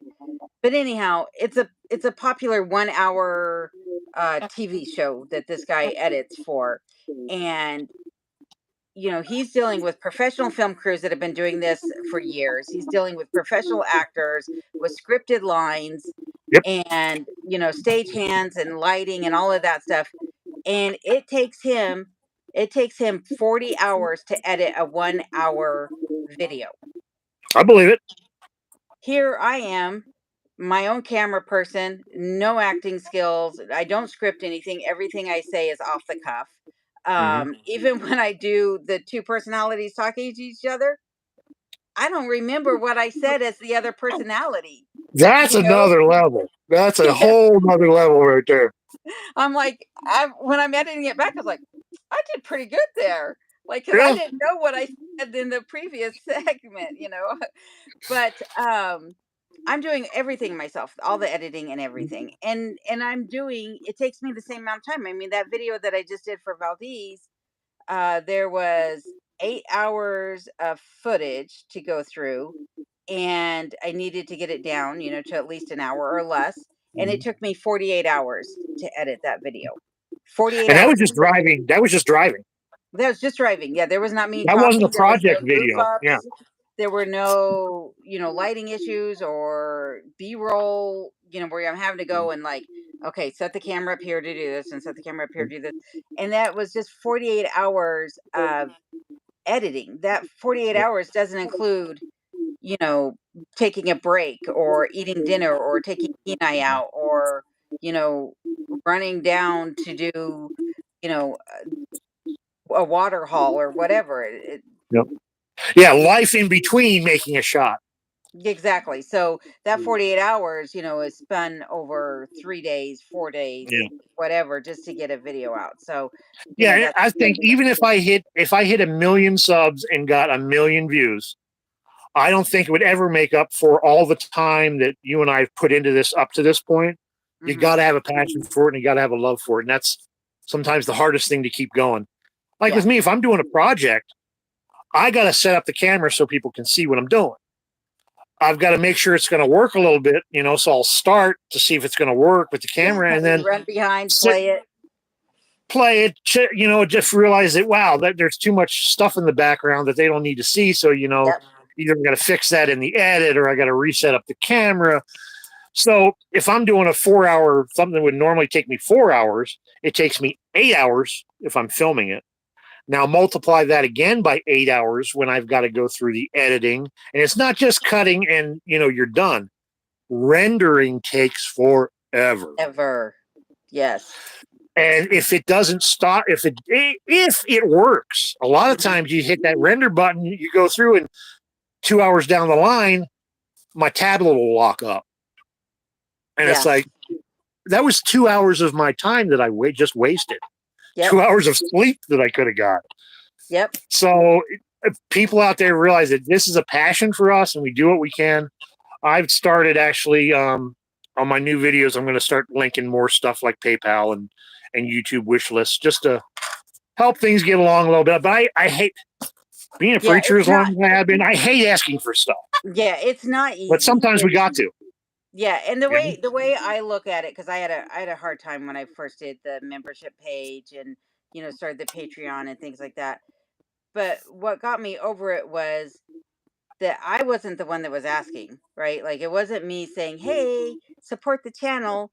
It was people asking me, "How can I support your channel?" I appreciate the work that you put into your videos, the time that you take, and the dedication that you put towards your channel. What can I do to help support you? And that's what made it easier for me. And the same goes for you. It's like, what can we do to help support your foundation, to help support your mission and your channel and you, right? Because it's a package deal. It's not, you're not just one of those 4 components. You're all of that wrapped up together, and that's how you got to look at it, is that, there are going to be people out there that want to support you for what you do and what you stand for. And the biggest things that I get views on are the rocket stove stuff, and the rocket mass heaters, and the geodesic dome stuff. And those are the 2 things that cost the most amount of money to actually do. Not just buying materials, but the time that you spend in doing that kind of stuff. So and we only have a small window this time of year to do that kind of stuff too, before we go into making cooking videos. Right, exactly. Before we're all bundled up inside the cabins with just a few hours of daylight. So, and not that I don't love making cooking videos, but I'm not, it's not what I want to be known for, making cooking videos. So fortunately we have parades every once in a while. Well, and like in fact, I'm going to be, go ahead. Oh, go ahead. No, you do it. I'm going to be doing the state fair's coming up. So on the weekend, I believe of the 13th or something, maybe the next weekend, I'm going to be doing the state fair parade coming up, because I love shooting parades. I love going to parade. And that's something I haven't seen anybody do on videos yet so far, as the state fair parade. So look for that one coming up. If you saw my 4th of July parade, and if you haven't seen the 4th of July parade, go back and watch it. You're going to love it. Yeah, I need to go back and watch it. I've been so busy, I haven't had a chance to see it. So I will go back and watch it. I get it. I ain't worried about you. Yeah, I know that. You know that, because I'll be catching up on them all. But I do want to say too, like, that, like I said, you are the reason that I started YouTube. You are the reason that I did this, because you were the one that was the authentic voice. You were the one that was showing the real side of what's going on. And I was like, that to me is better than seeing the highfalutin side or the fake side of it. So and not just fake side, is the people that just buy their way into it. They can afford it. Yes, not that it's wrong, but the only way they can do it is by buying their way into it too. Yeah. It's like, well, I thought about that the other day, because I was thinking about how long it's taken me to get certain projects done here, and I was like, you see these channels that they start this massive project, and by the end of the video, that project is all shiny new penny. And I'm like, that takes money. That takes time and money. And in the meantime, they're putting out a video like that every week. And I'm like, I realize there's 2 of them in the video, but how? I can't do that. My money's here. My skill set's here. Maybe a little like this more, and and my time is just as limited. So it's like, I don't understand. I don't understand. But I do appreciate you. I appreciate you having me on here tonight. Thank you. We should do this again. I have We a will couple of things that I want to talk with you about offline. So I'll shoot you an email. do that. Some collab type stuff I want to do. And Awesome. also I want to thank everybody who joined us tonight in the chat and gave a thumbs up and everything. So nice seeing all of you and seeing some new faces too. Answer two quick things. Clint, that video is coming out when you come up here because we're putting you on the moose. Yeah. And Arlene, yeah, it's touching to hear that from Alone because that's why I started doing this to begin with. And hearing that keeps me going. So I appreciate her not only because we came from the same place and a lot of the same backgrounds, but she's good people, we're good friends, and that's what I cherish in life. So yep, exactly. Yep. Nobody puts a smile on my face, and I appreciate it. So. Oh, not so remote. Glad you could come in here. I don't know if you were in here earlier. I missed your comment, but good to see you, buddy. Hey. Yeah, I didn't see it till just now either. I've been following your stuff on I know Alone's not on Instagram anymore. I just started getting on Instagram and I'm doing threads now. Oh, you are? Yeah, I'm doing threads because I got to reach out and try and expand any way I can. So threads has been decent. It's all right. It's really slow going right now because there's not many people on there, which in other respects is good because if you're trying to contact people that are a little bit bigger that normally probably wouldn't see your comments, there's a better chance you're going to get seen on threads because of the lack of people until, it gets bigger if it does. The one thing I found too when I was on Instagram is that my channel grew, and that might have been part of what boosted my channel was my channel grew because I was doing something every single day on Instagram. Yeah. I was doing reels, which are like shorts on YouTube. Post stories, things like that. But also because I started following people. I didn't wait for people to follow me. Yeah. I started following people, and every day I would go in there and I'd find people that looked like they had similar interests to mine, whether it was the homesteading or something outside of the homesteading, something outside of Alaska. But something that would tie into my channel nonetheless. And I started following them and I started reaching out to them and I started communicating, and that really helped to boost the channel. Yeah. So I hope it Yeah, helps. that's what I'm hoping for. And I'm doing the same thing. I'm sort of using Instagram like people use Patreon, where as I'm doing stuff, I'll post a short that this is what's coming up or this is what I'm doing. I'm doing okay on Instagram. It doesn't make anything, but at least it gets me out there. And like I said, Threads is real slow so far, but it should pick up. Anyway, we got to cut this short. We're at over 3 hours. Yeah, I know. Arlene, thanks for staying up so late. Yes, thanks for being here. And I wanted to second what Bren said. She's group hug. I agree. The big warm hug out to everybody. Exactly. Right. So with that being said, thank you, Nomi. I appreciate it. I appreciate you too, my friend. Anytime. Thanks. We'll do this again sometime. And I'll look for that email. We'll do. And good night, everyone. Yeah, good night, everybody. Bye-bye. How do you turn this thing off? I don't know. That's what we got to figure out. Oh, maybe the X. Oh, there we go. The X. There we go. There we go. Good night, everyone.